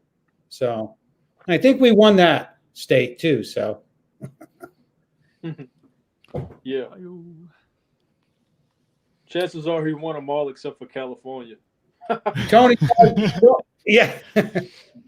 Tony 513, man. He says he's having some escudo in the Savinelli. I was just wondering if he wants to join the live stream, man. Click on that link right there, buddy. Follow the directions and jump in. So come on in, Tony. 2 Tonys. Yeah. Yeah. When the water's warm. Yeah. And Carolina, why don't you jump in here and say hi? Carolina is in Brazil, and she says socialized medicine is horrible. We have it here in Brazil, and it's disgraceful. So I've heard that. I've heard that from people in Canada and other places with socialized medicine, that it's an absolute joke. In other words, when you make an appointment, you can't go in and get it checked. You go in 5 months and get that pimple on your ass that is, looking like another ass cheek. You got 5 months for that thing to be checked out. So, and then hopefully they don't have to, by the time you get there, they don't have to just cut off your whole lower half of your body. Exactly. Yeah. There's a lot of interest, people taking a lot of interest in the way the Scandinavian countries run their healthcare system and a lot of different things. Maybe y'all are knowledgeable on that topic if y'all want to elaborate. But I know very little about the way they run their healthcare system. I know they pay a lot of taxes, though. I do know that. I'm more knowledgeable in Canada. I know more about that, but not so much about Scandinavia. Yeah. I just know that, I think Americans like their private healthcare, if it's affordable. Yeah. That socialized stuff just makes everything expensive. It makes it more expensive to get private health care, and it just I mean, in Canada you got people, in some places you got people dying in the ER just because they're not getting seen fast enough, just dying in the waiting room. So Yeah, it's I can like, believe that. just imagine the DMV, but it's a hospital. And that's what it is. We're going to add Tony 513 into the stream from Ohio. Here he is, first timer. Good for him. Welcome. There he is, Tony. Hey, how you guys doing? Good. How are you, man? All right, how about you? Now that's a beard, my man. It's big. Yeah. The pipe and everything. It's like way down here. Good for you, man. Good Dude, stuff. I'm glad. What's great about this is I get to see guys that are, I've chatted with, and, bringing you in a live stream, I think, is important. Some people, I think, are a little bit afraid of coming in a live stream. So I'm Tony, I'm glad you're here, man. Thanks for having me. Yeah. Do you want to tell us a little about yourself? Let's see. Yeah, sure. I'm actually from here in Ohio. And see, what else you guys want to know? Whatever you want to tell us. Gonzo, man, you have any? We have nicknames. This is Mantidote. He's on Instagram, but we give him a nickname. We just call him Man. Just straight up Man. Mantidote, Yep. like antidote. Yep. And then we got Chris Warren. We just call him straight up Gonzo, man. That's, he was on the last live stream. He had an avatar, but he's come out tonight, so that's good. And I like the cap too. I do. I like the cap. I went full lumberjack tonight. It's going to be a cold winter this year, so. Oh man, yeah. Prepare. Sounds like here, yeah. Yeah. I think we're bottom out like in the 20s, like the other night. Oh wow, yeah, that's bad. Yeah, it's here in Texas. It actually got to about it got to like 40 something for like 2 days. Oh, wow. And I was like, oh no, I'm gonna have to buy all this stuff so I could stay warm. And then it went away, and now it's like 70 again. Whatever. Well, it was I think the high here today was 82, so we got a little bit of. Last week we had some really nice weather. In fact, today when my workout was nice because I actually sweat again in the garage, so that was awesome. So, but I know up north they're getting some cool weather. So, yeah, Tony. So you're smoking a pipe there. What do you? I'm not a big. You know what? I'm not a big pipe guy, but this is like now I'm doing the live streams. This is me smoking a pipe. I don't even know if I'm doing it right, but I think I am. I know 30 Day had said, well, you're lighting the pipe too much. I'm not sure if I'm packing it right, but my brother has given me many instructions. In fact, this pipe right here is a pipe he gave me. This is a real old briar. Oh wow, yeah. A chin hanger or whatever you want to call it. Mm-hmm. I do have my Chris Morgan bones right here. Oh nice, yeah. Which this is my favorite right here. My brother gave this to me, so. Is that a bulldog or a He Rhodesian? gave me all these pipes, so Is that a bulldog or is that a Rhodesian? This which is it? This is the Morgan. It's okay. I know my brother says no, it's not a diamond shaft, it's a diamond shank. Oh, okay. So, that's nice. but I guess would you call this a bulldog?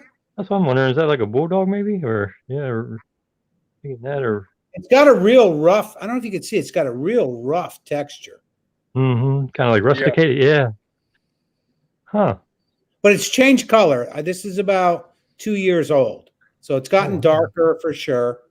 The only time I smoke this is usually with my brother. Now on a live stream, I'm like, you know what? I'll smoke a pipe. I am having some, it is Cult Blood Red Moon. Oh, yeah. Good stuff. Yeah. Like that cherry flavor. Yeah. I like the flavored stuff. So, yeah. But, so tell me what you're smoking. Oh, Scudo. It's a Navy Deluxe. It's like a Burley, Virginia, and Perique blend. Love that blend. I love that blend. Yeah. Very sweet. Yeah. Yeah. It's got like a little bit of like a peppery flavor to it. Yeah. Yeah. Do you get the loose tobacco or the cakes of it? You know what I'm talking about? Like the Yeah, like the flakes. coins. Yeah. Yeah, I like those. I like those in the Yeah. Navy Deluxe. Yeah, or the Navy Lux. Mhm. Yeah. Yeah. That's the one. Yep. So you got to rub it out first and then put it in the pipe. Yep. Yep. That's the one. Yep. Now, when Yeah. my brother was here at the beginning of the month here actually in October, he had given me this. Oh God, it's been a while. It's been a few years since he gave me this stuff. I'll show you what it is. To me, it looks like a chunk of hash. But it is, he loved it. We cut it up on the, Oh, Peterson's 3P. yeah. I heard that stuff's really good. Yeah, I've never had that one yet though. Yeah, it's a big block, and we put it on my cutting board, and I used one of my dive knives to basically slice off a big old hunk. Looks like a brownie, and it's just a big old chunk, and then you fluff it up. It actually smells really good. It actually kind of smells like a brownie. Oh wow. Yeah, you get some cocoa flavor sometimes. Yeah. So you smoke a pipe, man, Yeah. right? All right. Yeah. I got all the pipes like up on my rack over there. I don't know if you guys are able to see them. Awesome. Nice. Okay, cool. And this I'm a is- cigar guy. This is another one my brother gave me.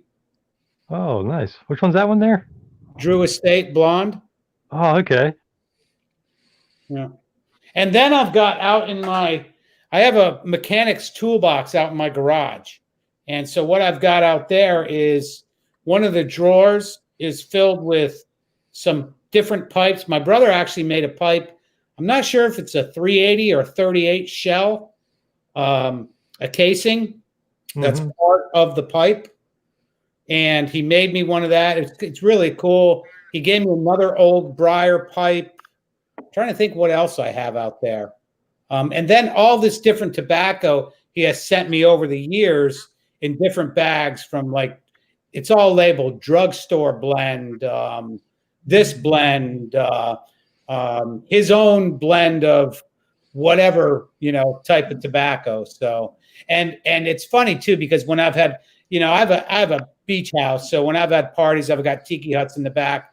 I've put pipes and tobacco all around like the backyard on tiki huts. And it was funny how guys would just go ahead who have never smoked a pipe before and just start lighting up pipes. And I've had parties where guys were just smoking pipes and like, I love party. Wait, you'd leave the pipes out on the table? Oh yeah. Yeah. And tobacco and pipe tobacco. And, I've probably got, I don't know, I've probably got 10 different pipes. That's great. Tobacco gets such a bad representation. It really does. It's because of cigarettes. This is that little one I showed you guys, I think last time. It's a mini church warden. Oh, yeah. Yeah. And I asked somebody what was that marking on there. And I know somebody had comment. It's like got that clover, it looks like. Yeah. I remember, I think it wasn't it Kay Woody that had that before? Yeah, that's it. You got it. Yeah. Yeah. It's a tiny little church warden. Pretty cool. So yeah. I see Anthony Velasquez is in the chat. He was in here last time. Anthony, if you want to jump on, man, go ahead and click that link and jump in here. So join the party. Yeah. Yeah. So do you fellas enjoy cigars? Yeah. Yeah. Occasionally. Yeah. Yeah. I'm big on the Connecticut broadleaf right now. The Maduro, the darker. There's a cigar by Drew Estate called the Liga Privada, and it is with some cognac. It was so good. It tasted like raisins. Oh wow. Delicious. Oh. It's a $20 cigar though. Retail price. Oh wow.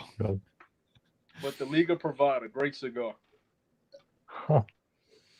I had a customer of mine give me I actually gave them to my neighbor's father. I'm trying to think of the name of the cigar. Monte Cristos. Yeah, those are good. Yeah, Monte, yeah. Which I didn't realize when he gave me a handful of them, they were like, not that I care because I didn't know, but I would rather give them to somebody that enjoyed them. But they were, from what he said, they were like $40, $50 cigars. They are, yeah. Are they? Yeah, they're quite. Crystals are on the pricier side. Yeah. Yeah. Well, my customer, they're actually. I'm not going to say their name, but they're actually one of my clients. They're actually billionaires, and if I was to say the name, you would know who they are. So for him to give me a handful of them was, probably no big deal, But I did go to the Dominican Republic, and I had bought. I brought home the Dominican cohibas and the Cuban cohibas. Now, this was the difference in price. The Dominican cohibas were $5. The Cuban cohibas were $10. But when I brought them back home, somebody was telling me just those Cubans at the time, and this was about 10 years ago, were about $50, $60 a cigar, which I couldn't believe. Watch out, there's the fake cohibas too. Yeah. Well, I bought them in fact, it's funny you say that because that was the next thing I was going to say. I bought them from somebody who knew in the Dominican Republic, and it was actually the taxi driver that told me to how you could tell the difference between the Dominican and the Cuban. But again, it was a $5 and $10 difference. So but I did give them pretty much all away. I smoked one. So. But the cigars, I'm not big on, So. What about you, Gonzo? You enjoy tobacco from time to time? You know what I have? It's been a while. I haven't had a pipe in like about a year or so, but I actually, it's funny because actually that's how I discovered George, was because I was interested in pipe smoking. Same for me, yeah. Oh yeah, okay, yeah. And I was like, this is interesting. And I don't know. I tried I don't have my pipes with me actually since I moved, but I don't know. I tried a little bit of Captain Black, and there was some other stuff too. I can't remember it off the top of my head, but I just tried a little bit of everything. I have a pipe called Denmark, I believe. Y'all familiar with the Denmark line? No. Like a Stanwell? Say again? Like a Stanwell? No, I'm not. I don't know what that is. I'm pretty sure the brand was Denmark, but I misplaced it somewhere. It's the only pipe I invested money in, and I can't find the damn thing. So it might be a corn cob pipe. Here we come. I'm gonna guess and say that Tony 513 is our pipe expert here. I don't know about that. Well, you're more of an expert than all of us. I guarantee that, man. Well, I'm still learning this stuff too, man. How old are you, Tony? I know my brother's. My brother's one video. I think it's the pipe smoking. The reason why. I think that's like a 2.5 million view video. I think that's way up there. I know why. It's because it's like one of the first results when you look up pipe smoking, I think. Is it really? I think so, yeah. Well, I mean, that's how I found it, so must be. Oh, that's cool. I think Winston Churchill said, I always have Cuba on my lips.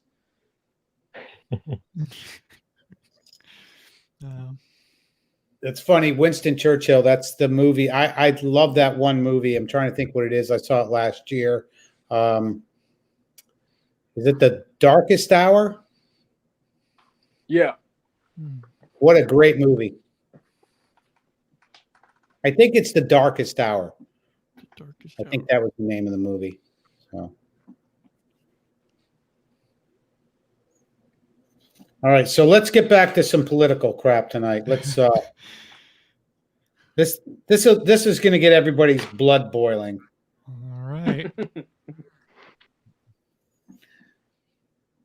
Anybody have any thoughts on what the election results will be?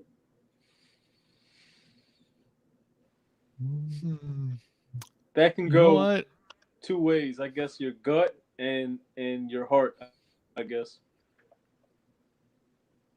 Gonzo, go ahead, man. Well, I think we all know what we want it to be. Mm. But I mean, here's the thing. If I'm gonna, you know, I think in the best case scenario, I think what's gonna happen is we're gonna have some more revelations here, and I don't know, maybe we'll just see that sudden we will actually see the what was it, the landslide. Perhaps everything will go through court and we'll have Trump. But you never know. I mean, there's always that possibility that Biden ends up on top. But I don't know. I think something's fishy going on, and I think we're going to probably see the fish reveal itself pretty soon. Mm. Yeah, and Yeah. that's why I'm kind of just pleasantly sitting back and watching the shit show, because I know I feel like the truth will be revealed regardless of the outcome. I do think the truth will come out. Yeah. You know, at least part of it. I don't know if we'll ever know the full extent, but to give you an answer, I don't know. Does anyone want to give straight answers, or should we just kind of like duck around? No, let it rip, man. You know, Carolina is in Brazil, and this is what she says. I never thought it was going to be this nerve-wracking, and I have to agree with her. Yeah. I've got to believe that the Patriots are in control. And where do I get that statement from? Anybody familiar with X22 report? No. Well, they were kicked off YouTube about probably 2 weeks ago. I followed him when they had probably 10, 15,000 subscribers. He got booted at about 1 million. So you can find him on like Apple on podcast. Look at the X22 report. The Patriots are in control, and I have to agree with him. No. I think that the landslide was coming last night, or has it been the night before last? I don't know. Has it been 2 days? This is how. Yeah. So this is the second day. Yeah. Yeah. So the landslide was coming. So the election was halted. This is my opinion. And then what happened was we think, okay, it's made to look like, well, they didn't expect the landslide. So the Patriots knew this was coming. So what happened is people think that the Republicans didn't know this was coming. So what it looks like when you watch TV or anything is that it was halted by the Republican side or the right, but it was actually halted by the left, because this way they could add in those, you know, that Donald Trump said something at 2:30 in the morning. He predicted what was going to happen at 4 o'clock. All of a sudden we see a tick in Biden voting at 4 o'clock in the morning. I mean, come on, let's get real about what's going on. You know, and somebody would say, "Oh, that's a conspiracy theory." Blah blah blah. No, there is such thing as a deep state. There is such thing as, you know, we think we live in, and even, you know, as far as our we can call it our right wing people. You know, I don't want to say I'm on either side, but I'm far enough to right to where I'm right. Let's put it that way. You know, I believe in truth, and to me, truth is to say that I'm a Democrat or Republican. I'm not gonna, you know, I am not registered Republican. And after I thought about this, I'm registered as an independent. After I heard when they were looking at your ballots, even though I put my whole, if it ever came to where I had to drop a ballot, actually drop off in a drop box, and it would say whether you're Democrat or Republican, at least mine would have said independent at that time. So the only downfall is, and I think it was I think it was in the. I think I voted for that you didn't have to be a registered Republican or Democrat to now vote in the primaries. And to me, the primaries are rigged. Everybody knows that. Would you agree with that? Yeah. Yeah, primaries are rigged. So, You tell, yeah. yeah. I don't know about you guys, but kind of tying back to what we were talking about earlier, I think I'm personally, because here's the thing. I think even if Trump does get elected, I'm not going to be relieved. I don't know about you guys. I'm not going to be just at peace with Trump just being elected. Absolutely. I agree with you 100%. Because I feel like even though he will be elected, there will be blood. There will be blood. And it's kind of scary because, you know, earlier this year, I've heard some people say, like, you know, I'm actually kind of nervous stepping out on the street because you don't know who you're looking at anymore. You know, you don't know if people are radical. You don't know if you don't know what's in people's minds. If people are following the media, what people are listening to. So, but that's right where they want you, though. That's right where it is. media wants you. They want you in a place of fear, and there's concern, but there's not fear for me. Exactly. You know, I don't give a shit who I'm looking at. I don't care who you are. I don't care what you look like. You know, you cool, we cool. You know. Yeah, I agree, and I just think that as soon as this whole thing is over, I think that's going to be like the perfect environment for some, for for a lot of people to go from being sort of extreme to being a full-on revolutionary. So, who knows? Does anybody truly think civil war is coming?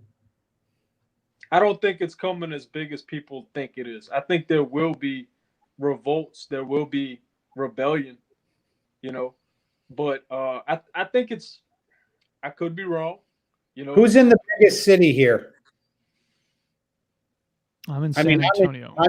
I'm in a sleepy beach town that still had a Black Lives Matter Antifa. If you look at one of my earlier videos, it was from June. I did a 20-minute documentary on a protest that came to my little hometown. And I mean, when I say close to my house, 1/2 of a mile. And there was no way that I was not going to be there and document it. So I don't know what cities you guys are in. I mean, I'm in this, we'll say a township of, I don't know, maybe 20,000 people, 30,000 people. What about you guys? That sounds like here where I'm at too. Yeah, it's like pretty much out in the sticks where I'm at here, and then if you get down in that area, like you have to go like the city limits to like see any of it really. What city? What's the big city you're close to, Tony? Cincinnati. Cincinnati. Okay. All right. I've been there. I've been there about 5 years ago, first time. Yeah. So, Gonzo, you're in. I'm in San Antonio, but it's, see, the thing is, like, I'm Texas is kind of weird because even though it is a pretty big city, it's also kind of spread out. But I mean, I'm in an apartment complex, and so you never know. You never know what could happen. But I'm definitely not downtown, so there's that. So I'm okay with that. I saw a protest firsthand in DC about, I was in DC, was it early September or mid-September? Wow. And they had a whole like group, the little skateboarding gang come out, and they got their little microphones and they were chanting and doing their little thing. But I saw it firsthand as they all passed by right in front of me, you know. So a group of about 60 of them. What group? What group would that be? Would you consider them Antifa or? No, they were chanting the Black Lives Matter, you know. Okay. But I don't know who they directly affiliated with. I know they assembled. Don't they have like a little plaza in DC where they assemble? I guess. I don't know if that's still there. Well, we came walking through there and passed it up, and they were like assembling together, and we made our way down the street a couple blocks down, and they coming past the corner right in front of the, like near the White House. So they assembled about 30 minutes prior, and then they came around with their gang, you know. But anyway, I just thought I'd share that. So are you are you near any big city now? I'm in the suburbs, yeah. Okay. So what is your So I'm closest not big city? New Orleans. New Orleans? Okay. Yeah, it's pretty chill here, man. I'm not gonna lie. Yeah, I was gonna say, man, if People get along here. It's like if there was a people city that I'd to a like to buddy of be mine. close to right now, it'd probably be New Orleans, because that, to me, I don't think you're gonna have quite a revolution in New Orleans.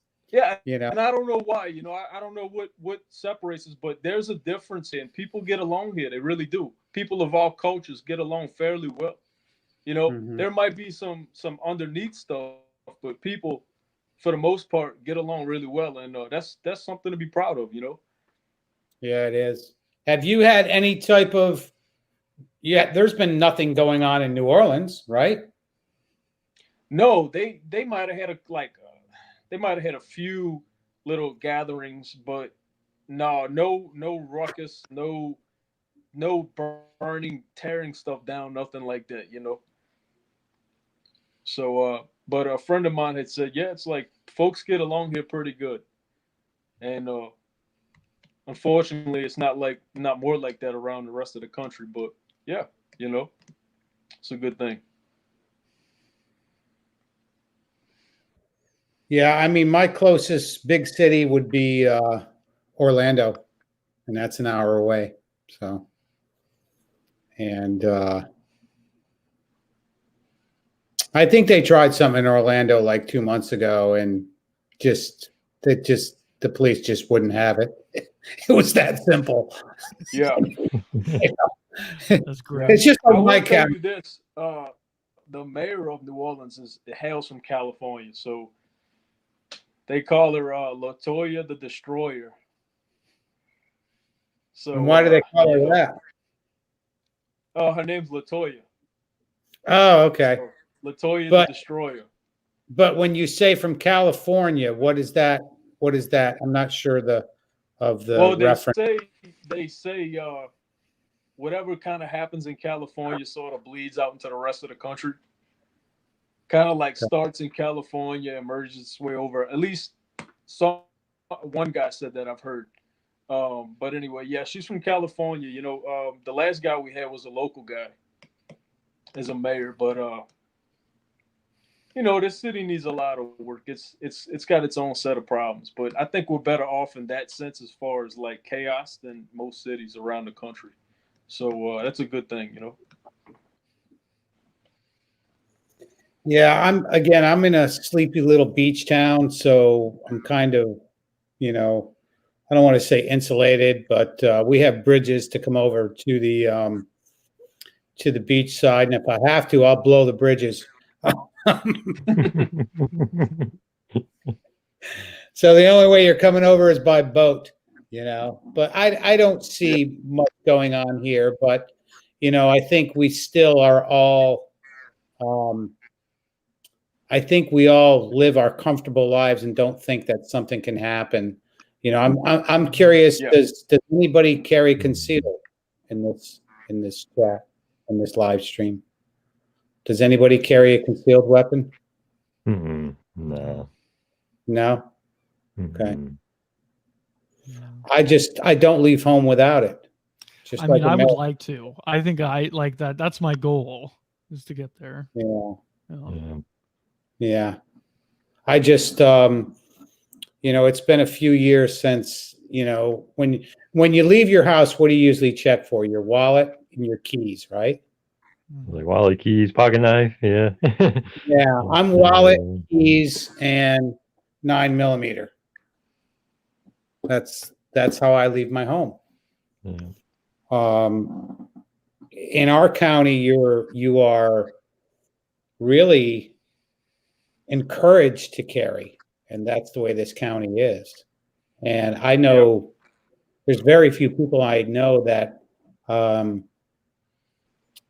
that probably don't have a concealed weapons permit in Florida. You Yeah. know? Mhm. I'll be right back, fellas. So Gonzo, you're in Texas. That's a very easy place to get a concealed weapons permit, correct? Yeah, I think so. Yeah. Yeah. Yeah. Yeah, I'd like to do that. Yeah, I just I need to keep saving my money and stuff. It's been like a pretty brutal year Yeah. financially, so No, I understand that. And like I said earlier, this has been my first month of this whole kind of COVID thing affecting my business. It's only because of product and delays is what it is. So what about you, Tony, in Ohio? How's the Second Amendment there in Ohio? Seems like it's pretty good. Yeah, it's like it's pretty easy to get to carry and conceal. Uh-huh. And I'm kind of the same way, really. Just haven't never really gotten around to getting it. Okay. yeah. Kind of like a But it's been sleeping on out. my Like mind, same here, yeah. Like in the future, yeah, definitely want to do it. But Yeah, I mean, I would do it as soon as possible, and then, what's most important too is at least, go to your range and learn your firearm, learn how to use it, feel comfortable carrying it. I feel very uncomfortable when I'm not carrying. yeah. And that's the truth. It feels strange if, How long if I has it been like that for you, Tony? I mean, I've always had firearms, but realistically, my concealed weapons permit I've only had for about 2 years. But in Florida, you can still carry a weapon in your vehicle without a concealed weapons permit. Yeah, You can carry in Louisiana. That's a in weird, your yeah. glove box, in a snap holster. It's a 2-step process, they call it. So, It's good But- to have good guys with guns. yeah. Mhm. Yeah. Our street would be a bad street to come down. Just saying. yeah. Probably wouldn't be a good idea. The bad guy wouldn't do good on this street. No. Right. Have anybody ever shot like an AR? No. No. No. Like I shot a Taurus before. Okay, but an AR-15, everybody shot. Never. Like, And it's quite a weapon. It's quite a weapon to shoot. It really is. It's a rush. You get a rush. Yeah, you really do, don't you? It's a You get a rush powerful. from shooting guns in general. Yeah, yeah. yeah. One of my other carries is a Glock 30, which is a compact 45, and it's a beast. It is a beast, but it's fun to shoot. The main thing is about firearms and firearm safety, that people respect it. That's so important. I think of all the firearm sales that have gone on in the past, 6 months, 8 months, the past year. 9 out of 10 people probably don't really know what they're doing or what they're carrying. So, Yeah. But yeah, I would, encourage any man to get his concealed weapons permit, learn how to use that firearm, do what's called a dry fire at least, but learn how to use that thing, it could save your life. That's true. Yeah. Yeah. That's sort of like tying back into the whole gardening thing, guns, and know how to shoot a gun, know how to grow food, Yeah. Mhm. Yeah. Exactly. I think Elliot Holst made a video. I know I bring him up a lot. I think he made a video talking about 5 things that all men should know how to do. Throw hands, grow food, shoot guns, Yeah. I think that's good information to put out there for young guys, Mm-hmm. Let's do it. Let's do an age tally here. Okay. I know that I am 57. Gonzo is 22. Man is 33. And Tony, how old are you? 31. 31. So we got a pretty good spectrum here of ages. Okay, cool. So, being the older fellow here, I'll tell you guys, is the main thing you can do is take care of yourself, man. Just take care of yourself 100%. You know, you look at somebody like Gonzo. When I met Jesse Lee Peterson, Mhm. let me tell you about a guy that's, I think Jesse is 71 or 72. And I hung out with him for pretty much a solid 2 days, him and Nick and Sam. But talk about a guy that's in shape. Yeah. It's, you know, Don't no be a joke. beta male. Don't be Don't a be beta a beta male. You know, pal. I love that. I mean, the first time I saw him on the Fallen State, he like when I found out he was 70, I'm like, what? Yeah. I almost didn't believe it. No, you were like, what the? What Yeah. the? Yeah. That's funny. Yeah. Yeah. But he's doing really good. So Yeah, you're talking a guy who, again, you know, he's 71, I think, or 72, coming up on 72, and meeting him in person and shaking his hand, and you know, he's got some guns on him, man. I mean, he does. The guy is fit. yeah, He's he likes fit. to go to the gym, right? Yeah, he does. He does. But you know, when people say they can't do that, well, you know, there's proof that you can. You know. Yeah. I know when we had lunch a couple times in the cafe, we had big old cheeseburgers and French fries, and you know, and I normally don't eat that stuff, you know. But I think somebody like him, who I think he's a healthy eater. But again, you know, when you're at convention like that, it's okay to, you know, you can go ahead and, you know, there's nothing wrong You with need having it. a calorie surplus sometimes if you're Yeah, if you you're do. on a restricted diet in a way. Yeah.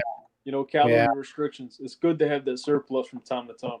Let me tell you what me and my brother did when we got there on, I think it was it Tuesday? I think we got there on Tuesday or Wednesday. I can't remember.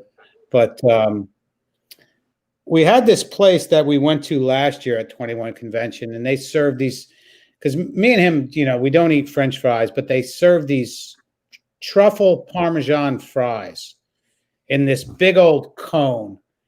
So we had the truffle oil with the Parmesan cheese on them. And we were both salivating to get those French fries and those burgers again. I mean, this was a mission. Like, we're going to go to this place. We go up to the place. There's a sign on the door. It's on International Drive in Orlando, which looked like a ghost town. It said closed since March 18th. Closed permanently since March 18th. Oh. Yeah. Yeah. So that was kind of a buzzkill. So we went to Five Guys. Okay. Yeah. Which was, what's crazy is that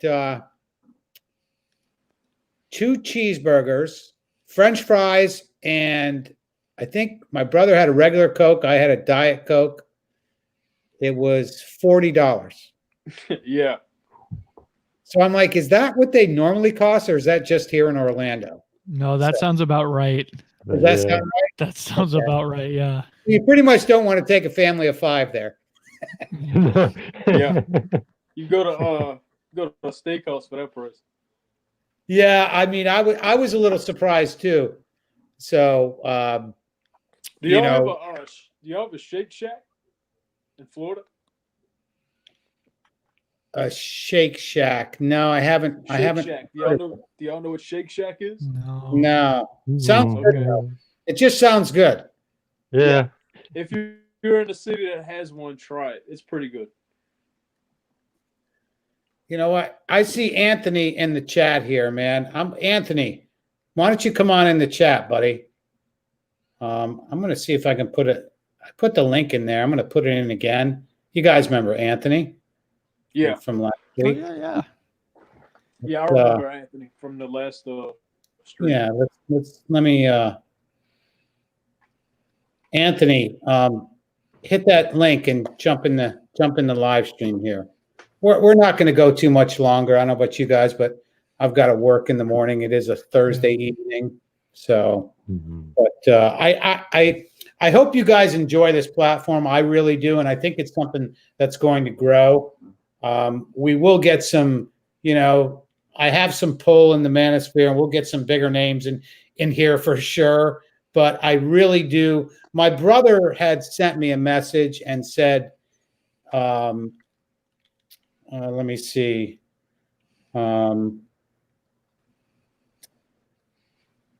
He said, great personalities, cool dudes. So that's what my brother had sent about you guys, just so you know. Awesome. Appreciate haven't it, been- George. Yeah. I love you, George. Cheers. So Yeah.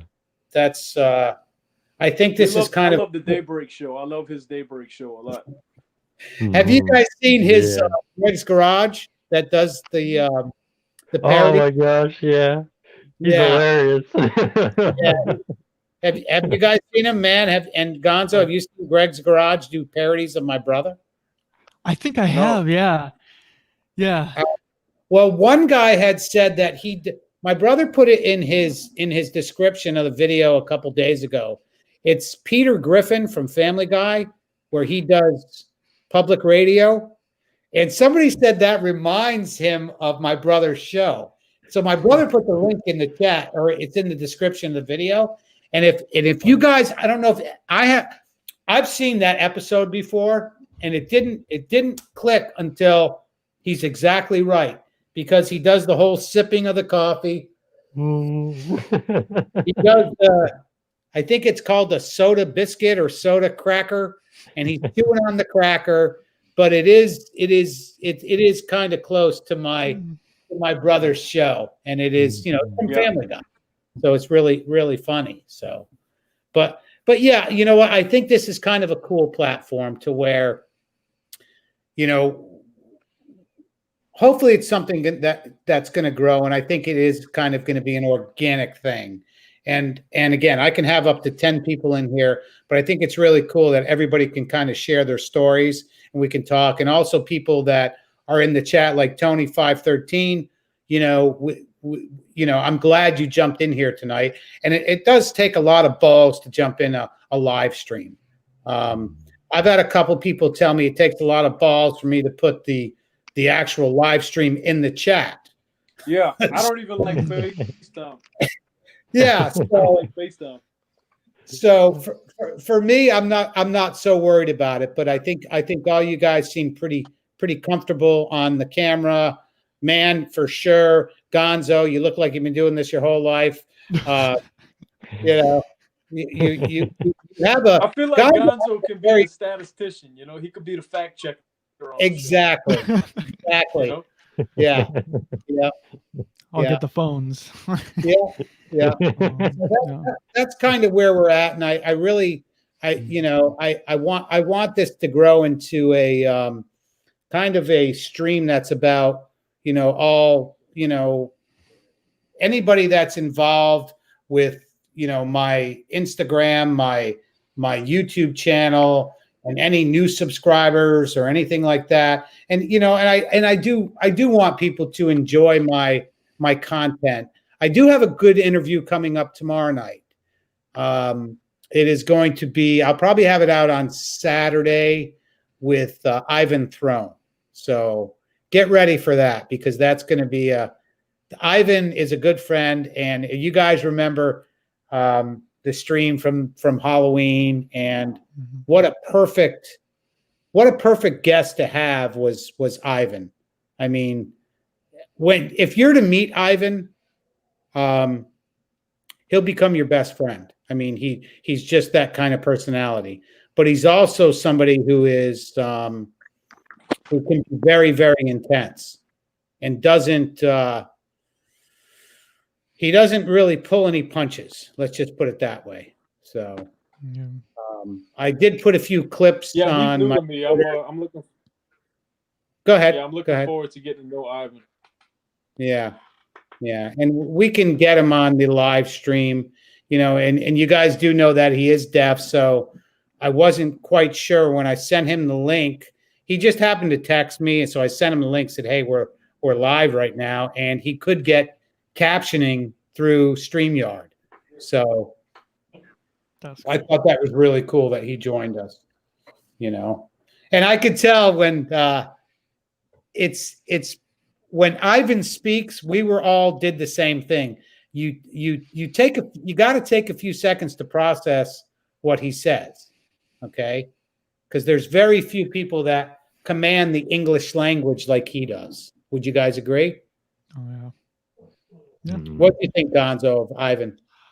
Oh, I mean, it was insane. Like, and I after that happened, I went and I was watching his presentations, and I love that story that he had at the 21 convention of he was talking to a young man, and he was like he had a whole bunch of knives, and he was telling that story about like, you know, which knife would you use to, was it like defend yourself, or if you Yeah. had to cut somebody open, what would you pick? And it scared him. Yeah. It scared the kid he was talking to, but that was an amazing story. That was a great presentation too. He's just really like, yeah, really intense, like you said. Yeah. Yeah. But he really gets you thinking too. So Yeah. Well, you I'm can gonna look more imagine. into him. You can imagine sitting What? down and talking with him. You know, I consider him like a brother. I mean, that's what I feel about Ivan. I had met him in 2018, and it was funny how we bonded so quickly. And then there's been times where he was in Orlando, and I met him at the hotel, and it ended with Anthony, and we've had some great times. I really wish I wish I had the video. It used to be on Twitter, but Ivan was booted from Twitter last year. He was canceled on Twitter, but we have there was a video of him where me, him, and Anthony were in a beautiful Camaro that he rented, convertible. And he said, "Are you ready to ride with the Dark Triad Man?" And Carolina says, "Yes, I miss him on Twitter." The deaf Dark Triad Man. Well, we were doing about 130, 140 down I-4 in the Camaro, and it was all on Periscope on Twitter live. amazing. It was a lot of fun. Let's just put it that way. So, but Ivan's a good guy. He is.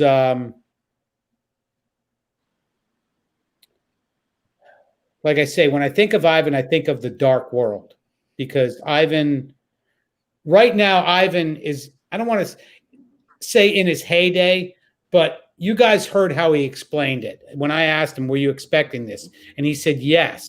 But also his response here, if you remember correctly, was that he had said, but do you still see the beauty in the world? Do you guys remember that? Mhm. So, you have to be prepared for a dark world, which we are definitely in a dark world right now. Mhm. So, I mean, if everything was beautiful, then nothing would be beautiful. So yeah, that's how I see exactly. it. Oh, dude, that's cool. Yeah, I like how you said that. So, Carolina says he's awesome. He's an awesome personality. I've read one of his books. I think the Dark Triad. It's wow. Have you guys read his book, The 9 Laws? Anybody? No, I was sold on it as soon as I heard all that. I'm like, I'm getting it right now. So Yeah, I'm it's a gonna dig into it. philosophy book. I know I got, like, in these videos, I've got links to. I know I have it linked to his book in the description of the videos. In fact, in all my videos. So yeah, she says that one, The 9 Laws.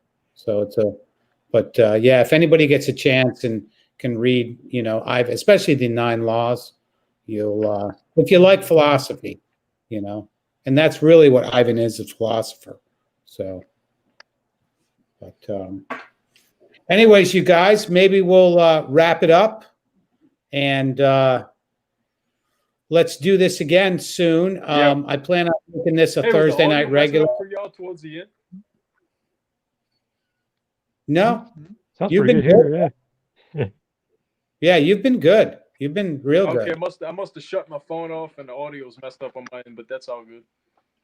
Okay, no, you're good. Mhm. If you need a link to do your were you on your laptop earlier?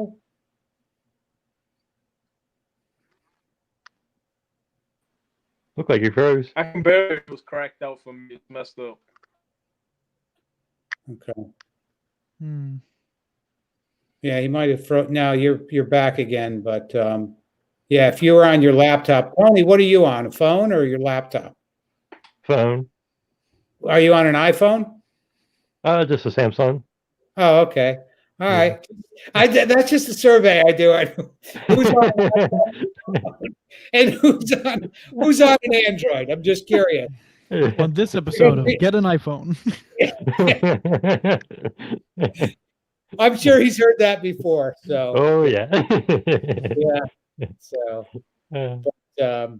anyways, yeah, let's wrap it up.